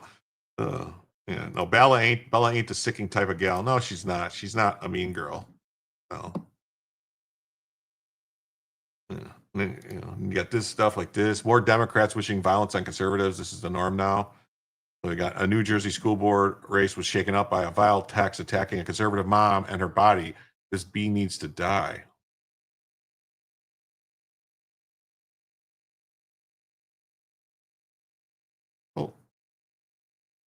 I mean, I'm reading what that says. It says Paloma must be cold. Her nips could cut glass right now. That's what that says. I mean, is that an insult? I mean, women, and when people get cold, their nipples get hard. I mean, that's just like a natural physical reaction, isn't it?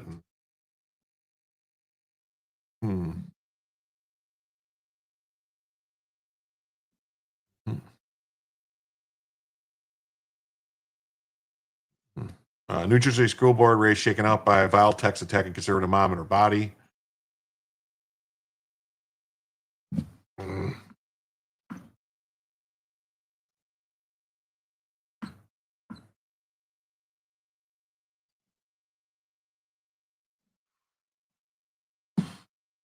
Sounds like he likes her, kind of, right? I mean, I don't get it. Like, New Jersey school board candidate was caught red-handed sending vicious sexual messages about a conservative female board member in a group chat labeled "This bitch needs to die." What?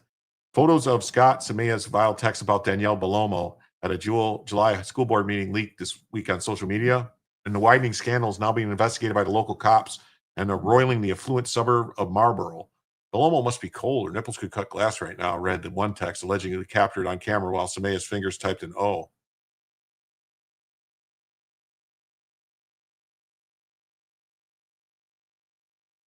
It definitely would be hard to hurt a 90-pound stuffed animal. It would.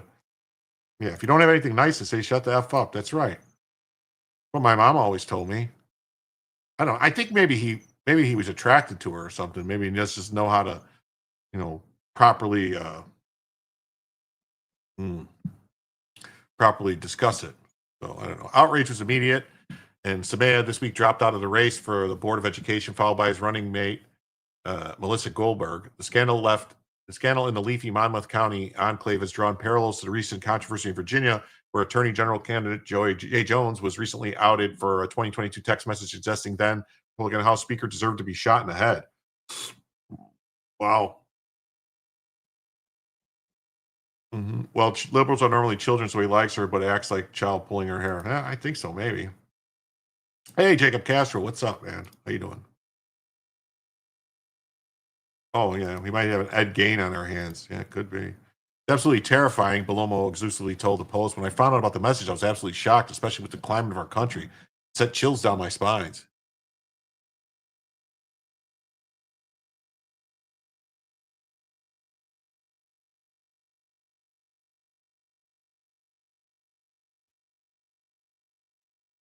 And Belomo is a MAGA-loving, President Trump-supporting mom of three and staunch Republican who poses in a star-spangled bikini for his Facebook profile picture. She believes she's been targeted for her politics. Okay. If you can't debate the argument, attack the person, I'm kind of tired of this tactic. Yeah, I agree. Are you saying I'm doing that? What do you?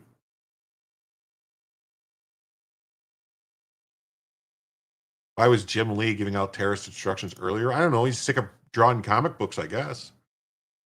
Can we find the Star Spangled pic? I was thinking the same thing, but I don't know. I mean, it seems. I don't know. Really.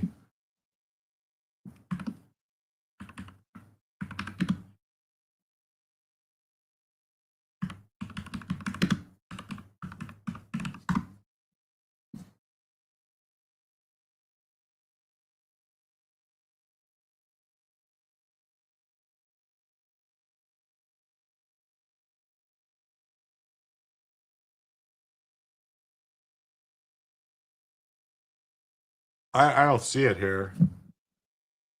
I don't see the picture anywhere here, so no way to find it. Someone else finds it, but I don't see it. Nothing came up. It's got to be private or something. Got to be privated or something.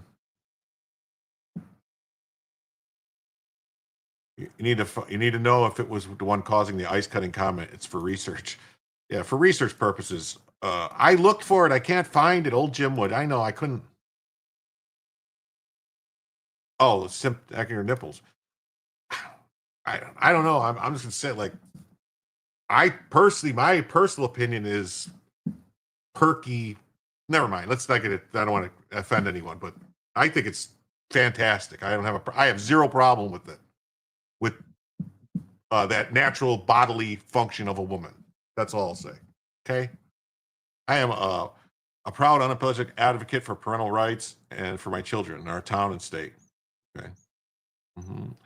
Samia is an accountant who has voiced progressive liberal views, was one of 5 candidates running for 3 open seats on the Marlboro Board of Education. He cited only family circumstances announcing his exit. He did not return multiple messages.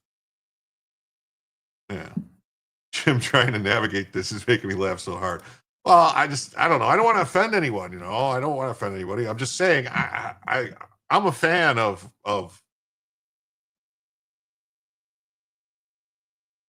anyway, I'm a fan of women. How's that? My whole family has been affected by it, Paloma said, noting her older son was likely to see the nasty text. Ironically, Paloma was once Samoa's daughter's Girl Scouts leader. Why would a guy be a Girl Scouts leader? She says, I like my nips too. Okay. All right, cool. Open mouth, insert foot. I'm trying to, yeah. Sure. A fan of the feminine form. That's it. Yeah.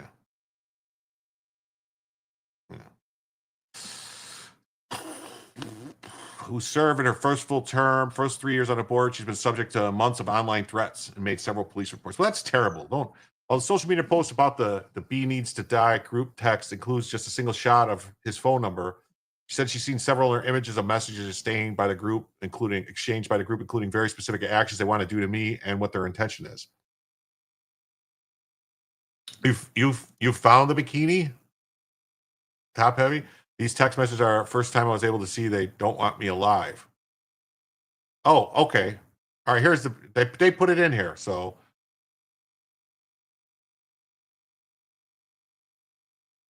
I mean, there's nothing too revealing about that.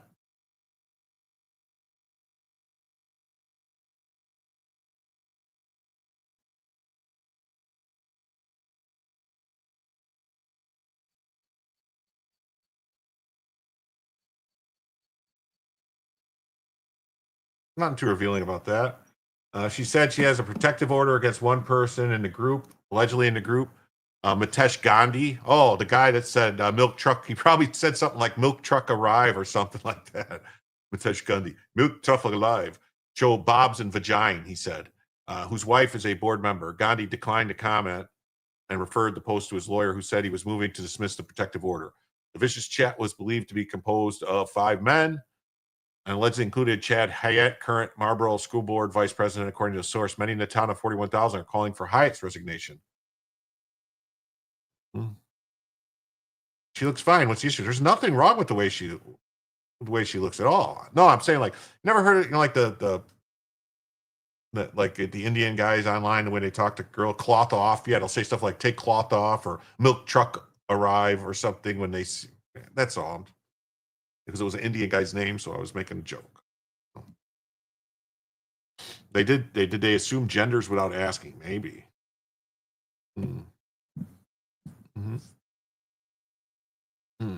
Hyatt, who in December filed a school ethics commission complaint against Paloma after she posted part of a board email on social media, did not return a message. The commission did not substantiate Hyatt's complaint. Paloma claimed Marlboro School Superintendent Michael Balone would not provide protection at a school board meeting this week after text message controversy erupted.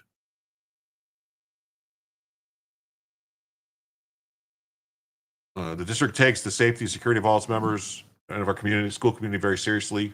We have an invaluable relationship with our local police department, who attends our board meetings.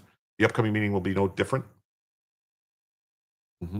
Marlboro's Democrat Mayor Jonathan Hornick condemned the message as completely unacceptable. Those responsible are clearly not equipped to hold public office. The violence and threats of violence against public officials are seemingly becoming normalized. In only a few months' time, we have witnessed an alarming escalation of this type of behavior to an extreme, culminating in the murders of a Minnesota representatives and activist Charlie Kirk. This must stop. Meanwhile, the sleepy town of Marlboro, where the average home is priced $850, has been a social media battleground. This guy presents himself as a father and a family man to the public, only to then conduct like a pervert and criminal on a group chat. This is disgusting on every level. These grown men need to be arrested for threats on one's life. I mean, I don't know. Did they make threats? I don't know. I mean, did they? I don't know. I didn't really. I mean, the group chat name maybe is a threat. I don't know. Salma and Goldberg were running on a purportedly apolitical slate called Collaborators for Responsible Education, or CORE. The third candidate on the slate, longtime incumbent Michael Lalanski, remains in the race. He did not return a message. Goldberg told the New Jersey Patch she was abandoning her bid for the board because she currently cannot commit to the role in addition to her other responsibilities. Town's name for cigarettes, maybe. Is it Marlboro or Marlboro or something like that? It might be like Marlboro or something in New Jersey. They might pronounce it real weird. In New Jersey. All right, this is slightly good news, but you remember that the grand jury has indicted the leftist shot by federal agents for attempted murder of a federal employee after ramming ICE officers in Chicago. So the woman that the judge said, yeah, she's not a danger or a flight risk or nothing. It was just reckless what she did. Well, she's been indicted for attempted murder now. So I think her bond should go up.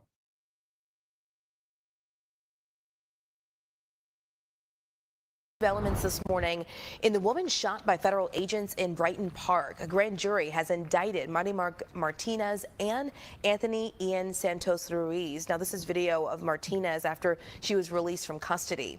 The indictment stems from an incident last Saturday where the two are accused of ramming a car into federal agents. Now they are indicted for assault and attempted murder of a federal employee. Developments this morning in the woman shot by federal attempted murder of a federal employee. That's odd, isn't it? That's some odd duck buzz business. That's right. So this is good news. Now get the intel, dump the phone, get her computers, etc. Look for funding, get it all to analysts. Cases like this have seen as a starting point, not an end point. That's what needs to happen. And she's lucky to be alive. Next story, please. Okay.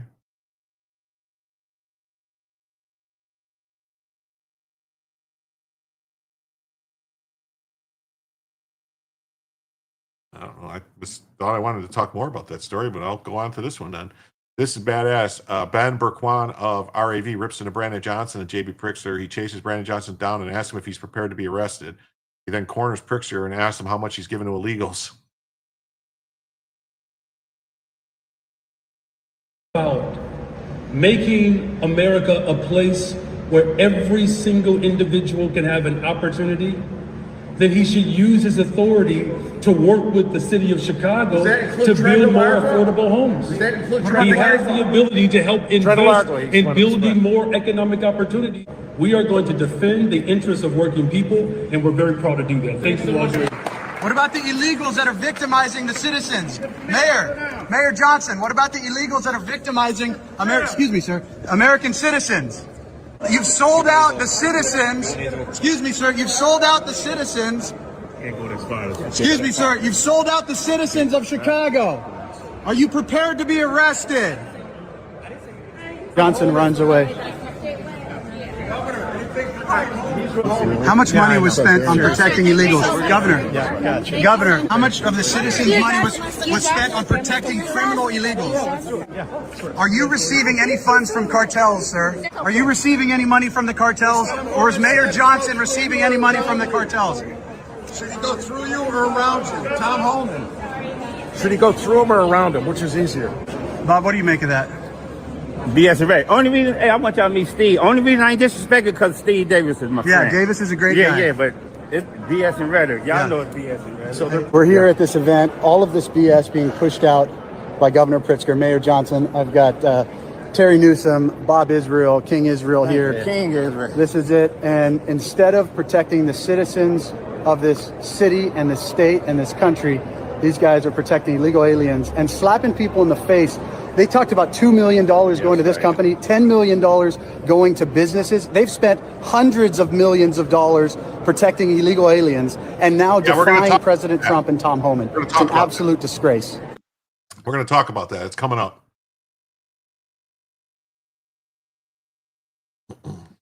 But first, we got to hear from our friend Barry.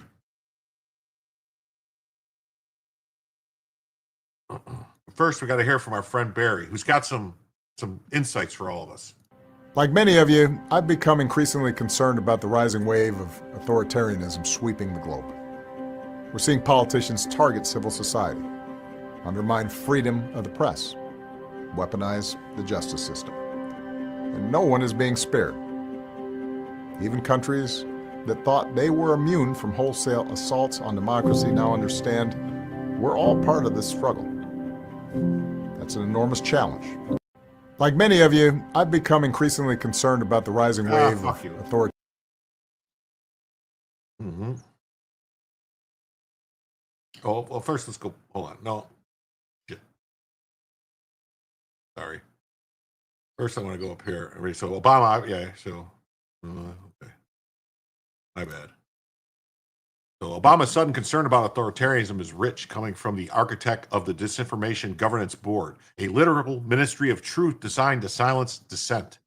The Free Speech Protection Act exists because his administration weaponized federal agencies to pressure platforms into censoring Americans. That's right. He needs to F all the way off. Mm-hmm.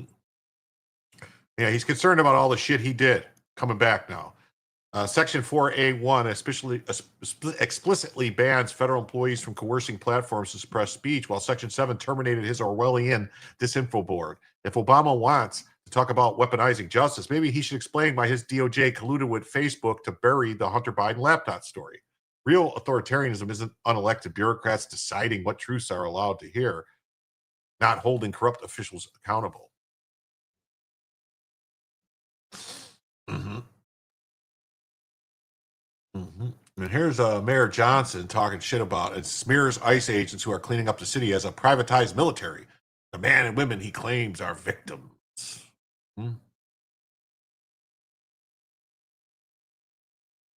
That's really what the threat is. And that's why this president and his privatized military, ICE, has been intentionally invoking and escalating violence.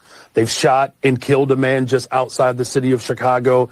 They shot a woman just a week ago. That's really what the threat is. Yes. So, yeah, see, this is what it is. You got him saying, out of my city, you masked reckless rogue, Mayor Kami Johnson, and there's ICE, and you're talking to you or me. See? Huh. Then we got an alderman in Chicago that seems not to be insane. Alderman Raymond Lopez, a Democrat, claims a large portion of the city backs President Trump's decision to deploy federal agents to Chicago. The citizens want law and order. Not. There are many people in the city of Chicago who completely support having the additional resources to keep both ICE agents and community protesters safe. What we have seen is a complete abdication of responsibility, both by Governor Pritzker and by the mayor of the city of Chicago, who have refused up until this point to allow police just to maintain the peace for protesters and for ICE agents doing their job. We need to bring some sanity back to the conversation, and a majority of Chicagoans want to see that happen. Michael, is there any concern in the way that this is being done and that eventually you're going to have or possibly have violent clashes and things that may even escalate further from here? So the purpose of this is really to assist in protecting federal facilities, specifically ICE, support the deportation proceedings for ICE, and there have been lots of clashes about that. But moreover, you talk to any police chief and you say, I'm going to give you extra bodies to help you in your mission, especially in high crime areas. The police chief's going to say, absolutely, please bring them here. And then you take a look at what happened in D.C. Yeah, so the range in the decrease of crime goes from 18% to 33%. But moreover, there have been no violations of individual rights as a result of having soldiers on the ground. They're really in a supportive role, and it's been working out so far. You mentioned D.C. here, and Alderman, I want to ask you about the politics of all this. I'm really curious to know in this city how the federal presence is going to play into local politics here the next time we have an election. Do you think that this is the type of thing that galvanizes the left and gives them energy going into the elections? Or do you think that there's a number of people or a mass of people in your city who say, no, this makes sense. The people who want to cut all the police and cut all enforcement, that's not the way to do it. Well, I definitely think, that this plays to the extreme left of the politics of the city of Chicago. This allows for the re-election prospects of both the governor and the mayor to increase because they get to say that they've been standing up to Trump, standing up to federalizing our troops and so on and so forth, disregarding the fact that we still have a public safety issue here in the city of Chicago. What we would love to see is for the National Guard to support our officers to protect those tourists and high cultural institutions so our officers can go back into the neighborhoods and focus on constitutional policing. But we're not getting that support. And quite frankly, I think it's going to be a battle between the extreme and common sense moving into the upcoming election. Yeah, that's right. Between the extreme and common sense.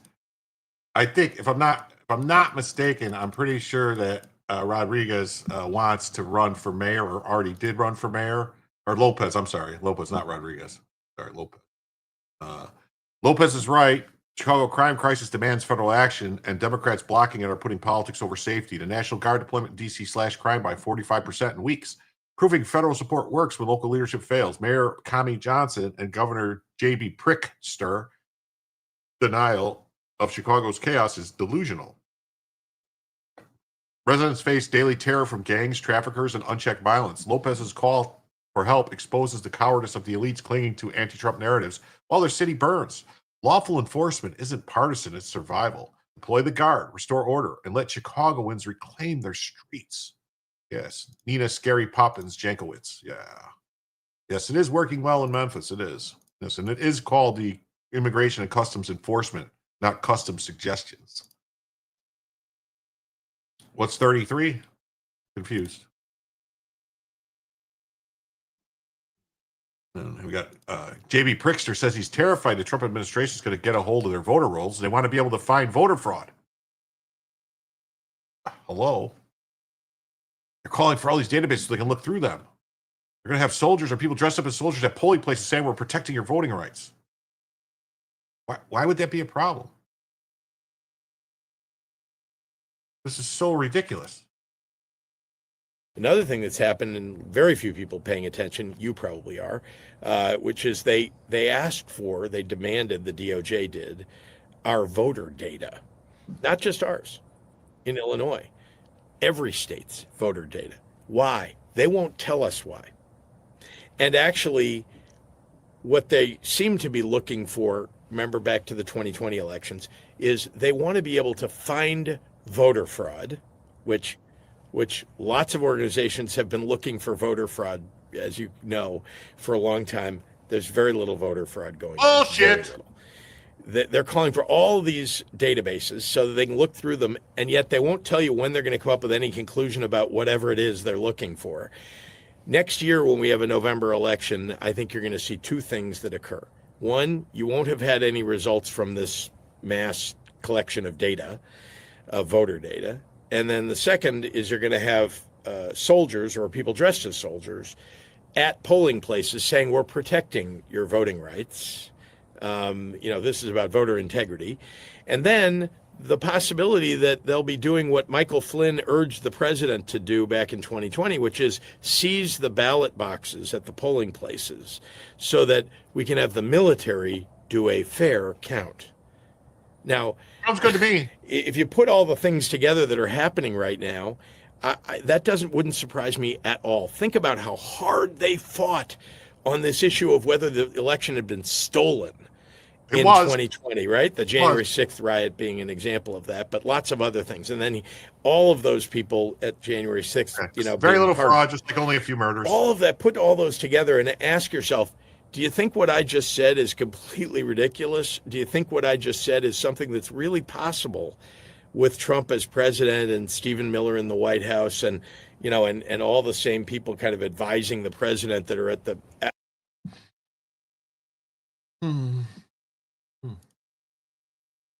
We got Trump voter goes toe-to-toe with Don Lemon at the Chicago anti-ICE protest. Let's see.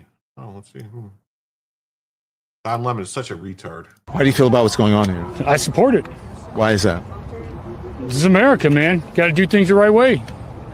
That's it. Plain and simple. What does that mean? It means exactly what it sounds like. Got to do it the right way. You want to come here legally. Yeah. That's it. Yeah. How do you feel? Bottom line. How do you feel about due process? They're all getting due process. You're getting into a sketchy line there. You're trying to throw out. I just asked you a question. How do you feel about due process? I think due process is important in a lot of standings, but when you come down to the immigration, it's impossible. Why is it? Why is it different with immigration? Due process is allowed all people who are in the United States, even if you're not a citizen. That's for criminal we beg to charges. differ You guys there. say it's not crime, so there you go. It's just that's the Constitution. That's the law. That's what that's America. We can't like have an exception for immigration. I don't support illegal immigration, period. That's all there is to it. You don't support illegal immigration at all? No. You support illegal activity at all? No, absolutely not. Yeah. No. You follow the law, man. Follow the law. That's it. Yeah. I have to ask you, did you vote for Donald Trump? Absolutely, 100%. He did a lot of illegal stuff and was convicted of it. Well, and you support him. Why is that? Witch hunt. Well, people would say that this is a witch hunt too, that they're hunting people down who are going about their business. Going after criminals. Well, he's just the same thing. No, but it's the same thing. Hold on. Let me ask you. No, I'm gonna let you talk. Do you think it's good all the people who are getting off the street? I'll answer that. You can ask that. Do you think it's good ICE getting all the criminals off the street? Sir, I promise you I will answer your question. But since we're on the subject, do you think that that Donald Trump did something illegal? Do I think he did anything illegal? Let the courts decide, right? Okay, but shouldn't that be the same way for the folks who are here? Not for illegals that are coming in illegal, man. That's what they did. They broke the law. It's undocumented. It's a misdemeanor. No, you can play that word undocumented. Yeah. Illegal is illegal. Yeah, Illegal by what? The letter of the law. But it's Illegal not. is illegal. But it is And not also criminal due activity. process. The law says due process. He's right. It's not illegal coming in the country. No, it is. It is. You're breaking a rule. Is it illegal coming in the country? Yeah. I don't want to get into semantics. That is semantics. No. See, You're saying it's illegal, if by the you letter come of in the the country law, legal, but you're saying it's due process illegal. don't matter, which is the letter of the law. Yes. The process to get is, are you in the country illegally? We have different levels of criminality in this country, which I've been trying to explain to people. It's semantics. We have different levels of criminality. It's not all the same. There are some things that are more or worse than others. Being convicted of 34 counts of fraud.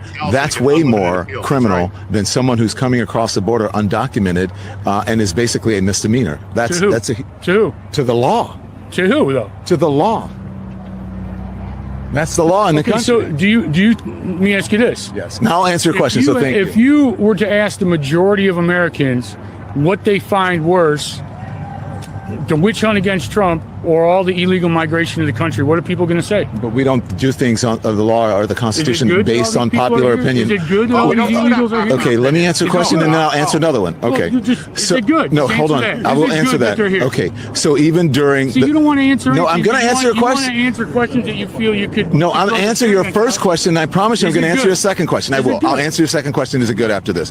But when you said popular opinion, most people did not want equal rights for women. Most people did not want the civil rights movement. We don't base things in this country, laws and the Constitution, on public opinion. Do I think it's good that people are coming over? I think it depends on the situation. If they're coming over looking for a better life, of course people should come over. Do it legally then. And I'm agreeing with you. Of course it should happen end of legally. Do it legally. Of If course you're here illegal, you got to go. Okay, so Plain and simple. do you want the president to go? He's not here illegal. But he did a lot of illegal stuff. He's not an illegal citizen. Yeah, but still, he did so, and he's a citizen and he did something legal. That's even illegal. That's even worse. Why isn't he in jail then? Because why is you tell me, why isn't he in jail? Right. Why isn't he in jail? You answer that. Yeah, he's not in jail because he's the president of the United States, and that's why he ran so hard. That's the only way he stayed out of prison is by becoming the president of the United States. And why is he the president? Because a lot of people He's the best don't. president we've ever had, bro. Okay. Well, we're not going to argue about that. The economy's in shambles. We're picking up people on our streets. How can you say that? How can you say that the economy's in shambles? The economy's in shambles. Have you seen the economy? Have you seen the jobs numbers? Negative numbers. Negative 30,000 numbers. 30,000 jobs. No, we're fixing the books from the last administration who fucking played games with everything. These are the people that he put in place after he fired the people who gave him the stats. Well, our economy is not good right now. Our economy's great. Okay. Then you don't believe in facts and reality if you think the economy is great. I don't think I would be able to have that conversation with Don Lemon. The logic games is so tiring. Yeah. The other video with the woman was sarcastically disses Lemon was better. Yeah, I thought so too. But that was yesterday. So here we go. So Chicago residents are demanding Mayor Kami Johnson drop his taxpayer-funded security detail if the city is as safe as he claims. It turns out it was revealed that his protection includes over 150 police officers, costing over $22.5 million in salaries alone each year. He has over 150 cops. Mayor Daley used to have 4 cops. 4 cops. That was it. They worked 12-hour shifts. In the case they would have somebody else. That was it.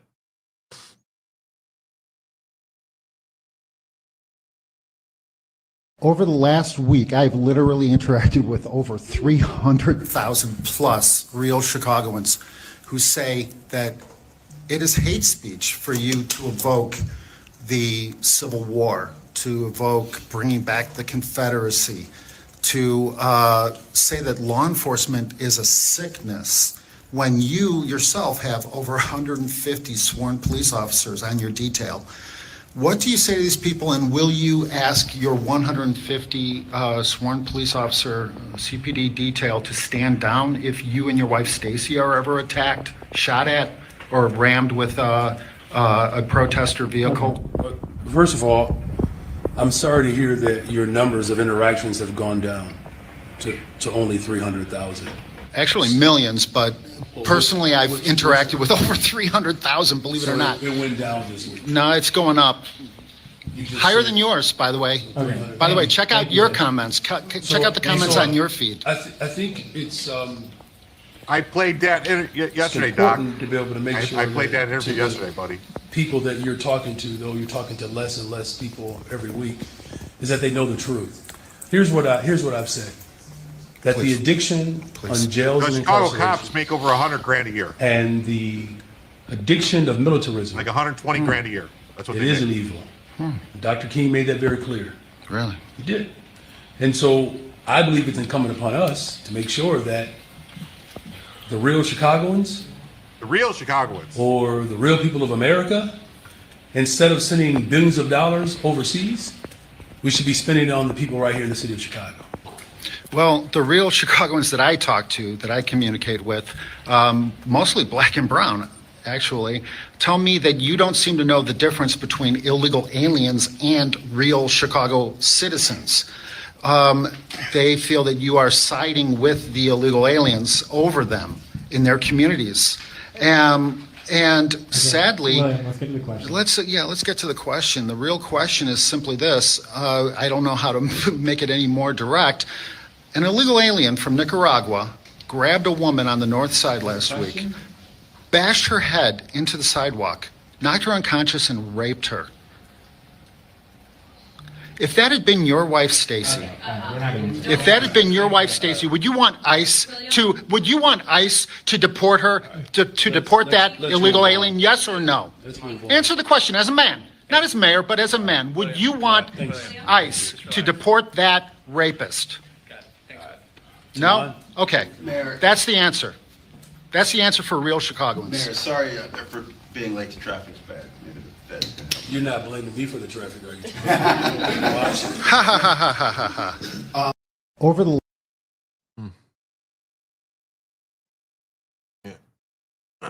Mayor Johnson's security now includes over 150 Chicago police officers. The average salary is $150,000 a year. 150 officers cost $22.5 million in base salaries and benefits. With overtime, Johnson Security is estimated to cost taxpayers $33.7 million per year. We watched this. I'm not going to play this again. It's a video we just watched, but what he does, all right, is because, he's a communist and he's a scumbag. So he pretends that he's a man of the people, and he rides his train from his house to City Hall, the L and all that stuff. So, and the elevated train, the L they call it in Chicago. Well, they have to have police at every L stop then to make sure nobody gets on the train, while he's on it, and on every car. Yes. Yeah. The train with his posse. Yeah. And it's the Chicago mayor says federal agents are shooting and killing Americans in the streets and using tear gas on families as they walk their children to school. He said this is the most dangerous time in history. This is beyond insane. The federal government is shooting Americans. In the streets of America right now, the federal government is shooting and killing people, unleashing tear gas on families who are walking to the grocery store, trying to get their kids to school. The federal government is out of control. This is one of the most dangerous times in our nation's history. An unhinged, double-minded, simple-minded man who is not being held accountable. So, I want to know why. I know this motherfucker's crooked and corrupt. Why aren't they looking into him? You're going to find something. I'm sure, there was all that stuff about him getting the $30,000 haircuts when he was running for mayor. Not a big fan of the feds, but this dude is a clown. Yeah. I'm not a fan of the feds either, but shit like this makes me go get them, boys. Go get them. Who got shot walking to school? Nobody. He's full of shit. And he said Americans, and then he had to dial that back because he's like, people, because it wasn't an American. It was an illegal alien that got shot and killed. For trying to run over an ICE agent. So that's what happened there. So anyway.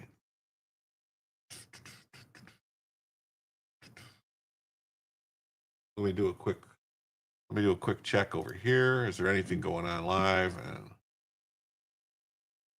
not really.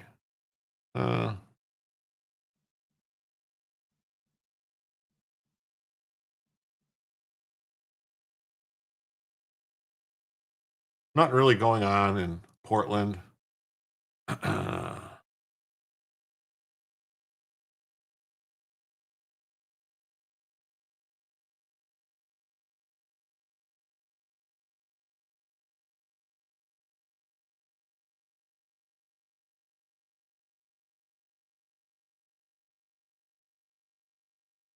Opening some tabs. Give me a second.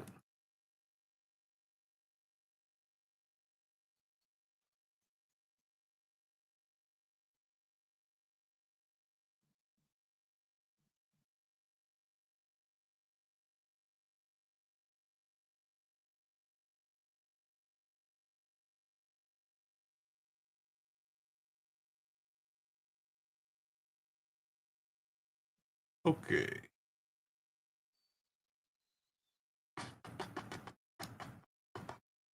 We got this story. You guys remember, Chicago is one of the most corrupt cities in the country. It is. It's been that way for a long time. Yeah, you can't even drive through Chicago with an out-of-state concealed carry license to get gas. Yeah, they'll get you. Yeah, he's in the teachers union back pocket. There's gotta be. I want Republicans to actually pounce. Yeah. So, do you remember that raid when they were going after TDA that had taken over the apartment? Well, during that raid in Chicago South Shore, one resident heard a knock on his door. It wasn't the feds. It was a mom and her 7-year-old daughter pleading for help. He let them hide in his unit for the next 3 days.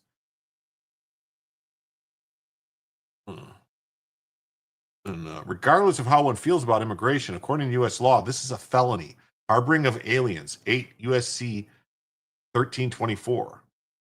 This guy is admitting to committing a fucking federal felony, and these people are bragging about it.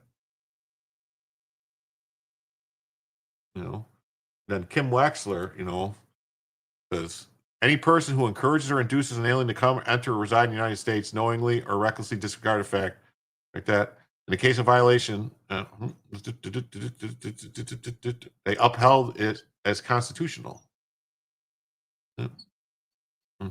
He may have committed a felony or two, this one says.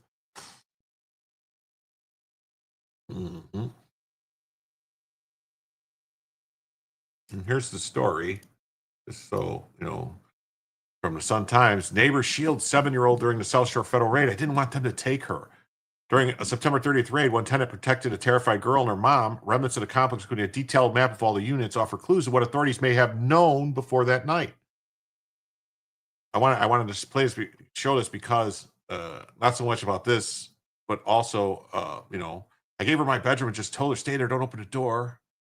The man had befriended the mom and the girl in the building's laundry room. They are among a group of Venezuelan immigrants who moved in over the past year, some with state rental assistance for asylum seekers and other without a lease. So squatters, people that had no right to be there. And the people that, remember they said that the legals, they don't get aid, but state housing assistance comes through Medicaid. All the lies about them not getting Medicaid, another lie. So federal agents arrested 37 people. They're believed to be involved in drug trafficking, distribution, and weapons crimes. A few details about the agents come to a conclusion that about the Venezuelan gang determined who to target.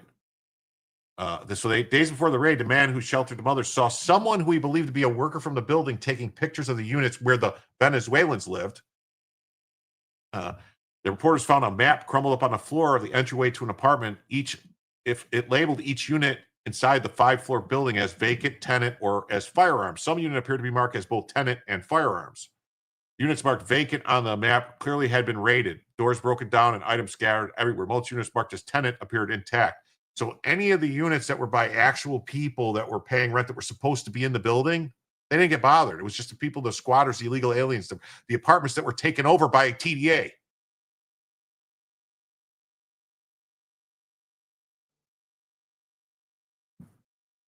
So the government knew exactly who they were looking for.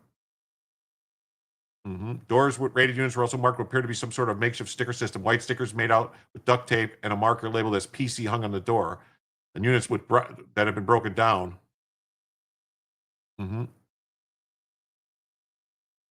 Non-paying migrants or squatters have been living, according to residents.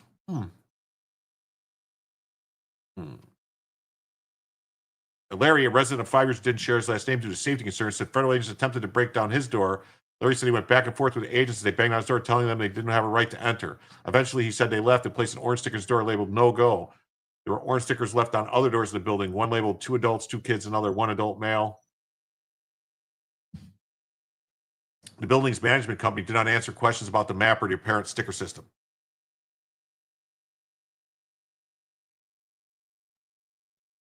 Yeah, they say they don't get state aid. It's only because they twist words, Jim. They get state aid, and state aid is reimbursed by federal funds, so technically it's not state aid somehow. Yeah, it's weird.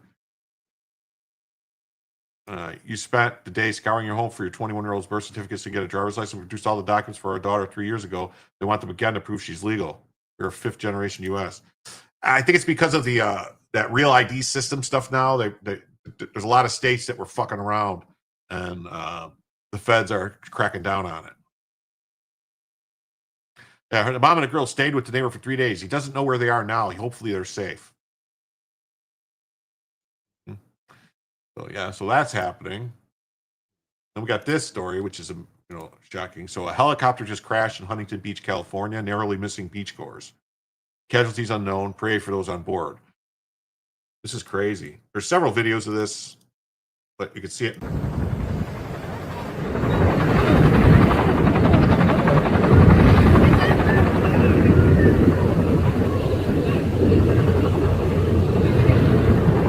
He changed his mind. Oh no, no, no, no, no. Oh my God, oh my God. Oh my God.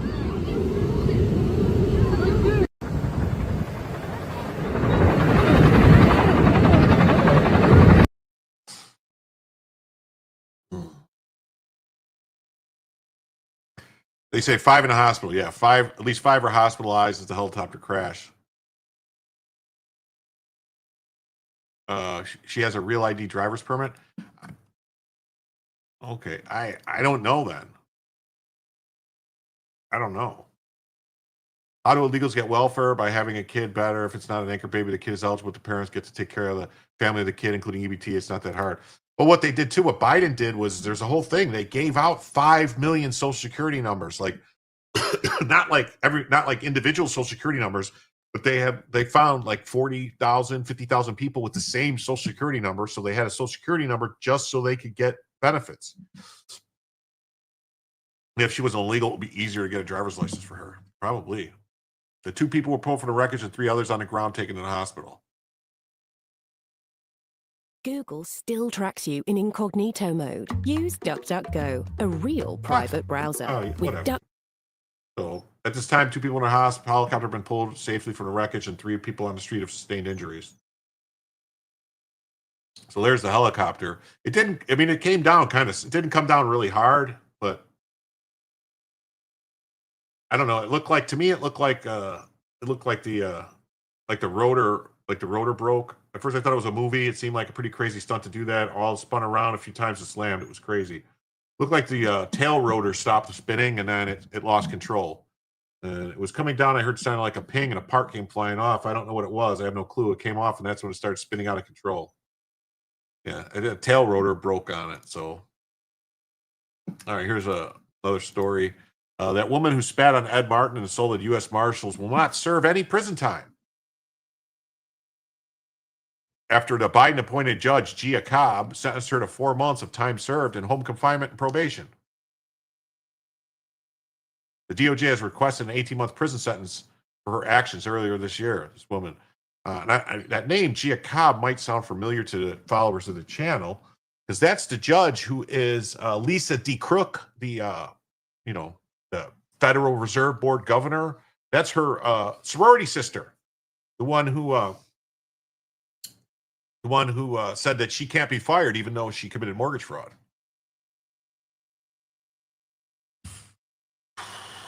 And it gets even worse. When marshals and deputies went to arrest Summer at her apartment, she spit in a deputy's face and kicked him. How's that spit? Taste good? I'm just getting over a cold sore. I hope I gave you herpes, she said. So that's like biological warfare. She also kicked the deputy during arrest and told another deputy, I'll put a bullet in you if I had it. I'd put a bullet in every one of you right now, she said. Like, no prison time for this person. It's supposed to be 8 years at minimum. During her initial court appearance, she repeatedly disrupted a hearing with Ausburst. Deputy picked her up and carried her out of the courtroom, and prompting a magistrate to suspend a hearing. She later apologized for the magistrate. How do these woke pieces of shit always get assigned Democrat judges? We need to start looking at it. Case assignments aren't random. Weighted cases based on already have a higher docket. So if the chief judge, Boasberger, assigns no account cases to conservative judges and keeps his own docket, liberal dockets empty, they pull new cases at greater frequency. Yeah, the judges are the problems. Judges are the problem.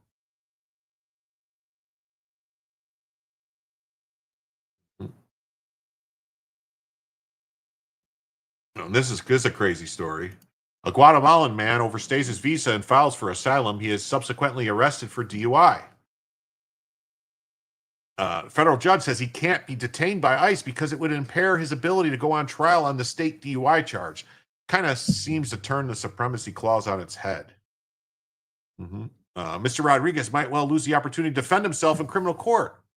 Mr. Rodriguez asserts that based on new discovery, he believes the probable cause does not exist for the stop by the police. However, if he remains in ICE custody, he argues that he will be unable to appear in court and present his defense, which would result in a default conviction. Rodriguez is correct. Currently, he's subject to discretionary detention. However, if he's convicted of a criminal offense, then it would be subject to mandatory detention. At the very least, this creates a risk of Rodriguez being detained for an even longer period, which will increase the liberty at stake. Wow.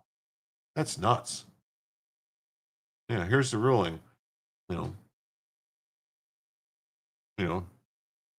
Judge John J. McConnell, whose name might sound familiar because he's the Obama appointee who's ruled against Trump notoriously. It's like we're basically being overrun by these leftist judges who are ignoring the Constitution and just ruling on what they want and think they run shit because they don't. So they're ordering ICE to release him from custody because, he needs to be go to court. Yeah, we need to start impeaching judges. Yes, something needs to happen. It really does.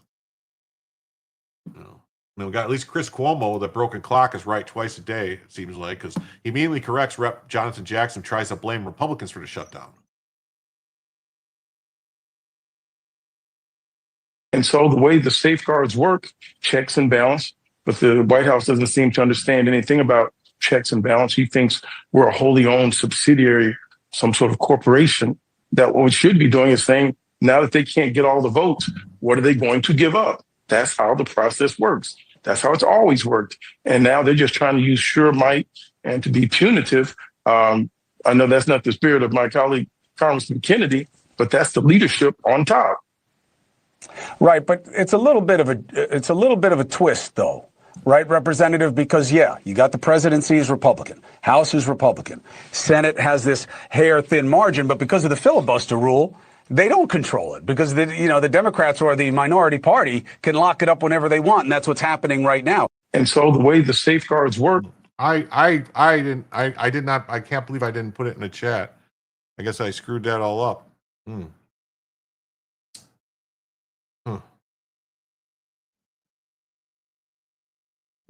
I screwed it up. It's not there. It is. There is a. I don't know. I don't know what happened. I thought I had it pinned. I don't know what happened.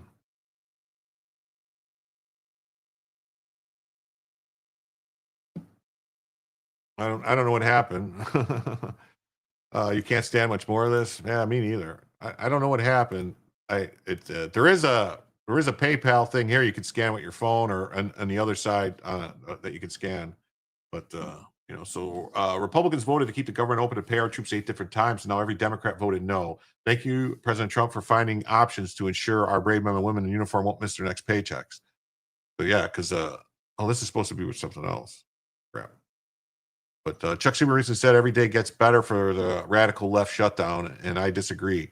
So that's why I'm using my authority as Commander-in-Chief to direct our Secretary of War to use all available funds to get the troops paid on October 15th. We have identified funds to do this, and Secretary Hexas will use them to pay our troops. So they found money. Yeah, so it's all your fault that we have no Bella, I guess. Well.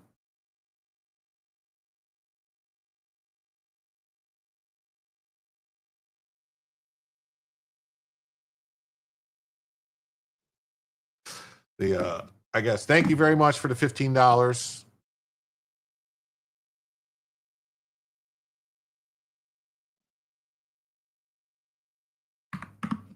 That means we're 43 away from, I think 43. Did I do that math wrong? I think we did the math wrong. Whatever. No Bella, no peace. Well, whatever. There you go. You get half a Bella because it was half the money.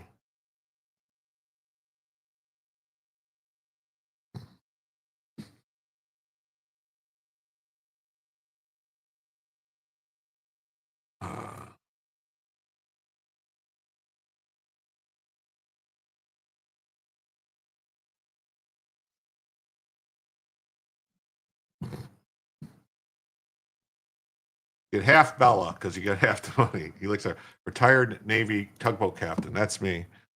Anyway, so Trump found a way to pay them.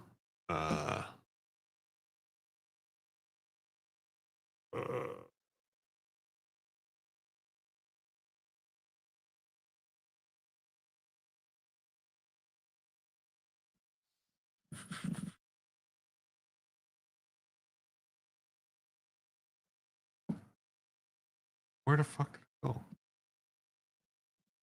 What is going on here? There we go. So Democrats' brains are so addled with TDS that they're attacking President Trump for finding a way to make sure our military heroes get their paychecks. Oh, the 3/5 compromise for Bella? Yeah. Paid for 3/5. Well, you got all of Bella. She's all there. She's even moving for you. To recap, Democrats shut down the government and then celebrated, and it came out against paying our troops. Mm-hmm. That's terrible, isn't it? Mm-hmm. Mm-hmm. Yeah, Democrats scream illegal when funneling billions to non-citizens through HR 1988's employment loopholes. The same party blocking border funding suddenly cares about legality. Please, the troops deserve paychecks, period. But let's not pretend the shutdown wasn't triggered by Dems prioritizing health care.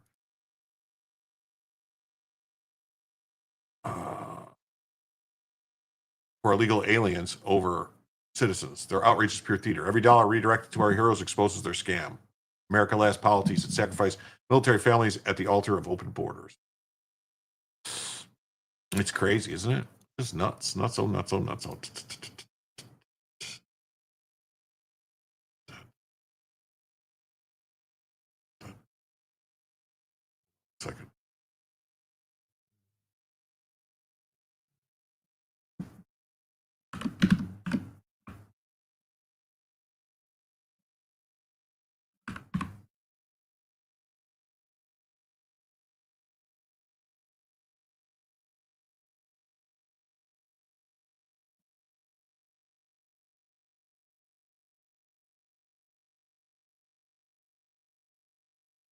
Okay. So with that, there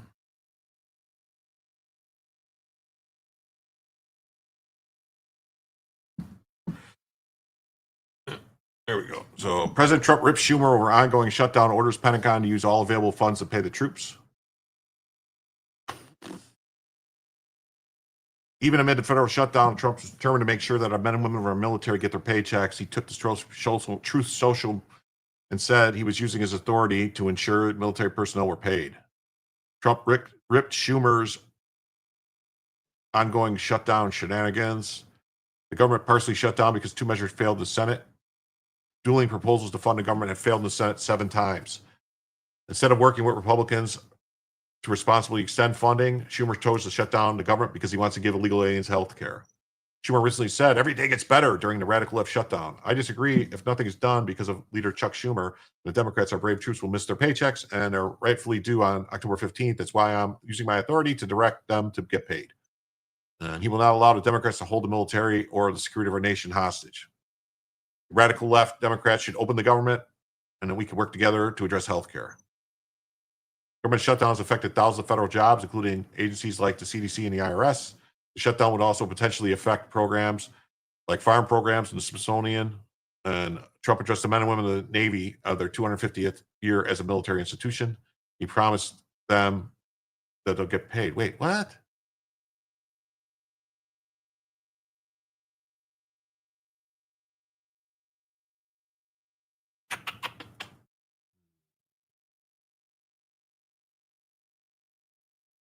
So there's that. All right, everybody. You want to know who was fired? I'd like to know who was fired. This found money doesn't sound right. They take in money all the time. They're just prioritizing where money goes, different places. It's probably some it's probably some unspent COVID money. It could be tariff money. They're taking in billions of dollars in tariff money every day.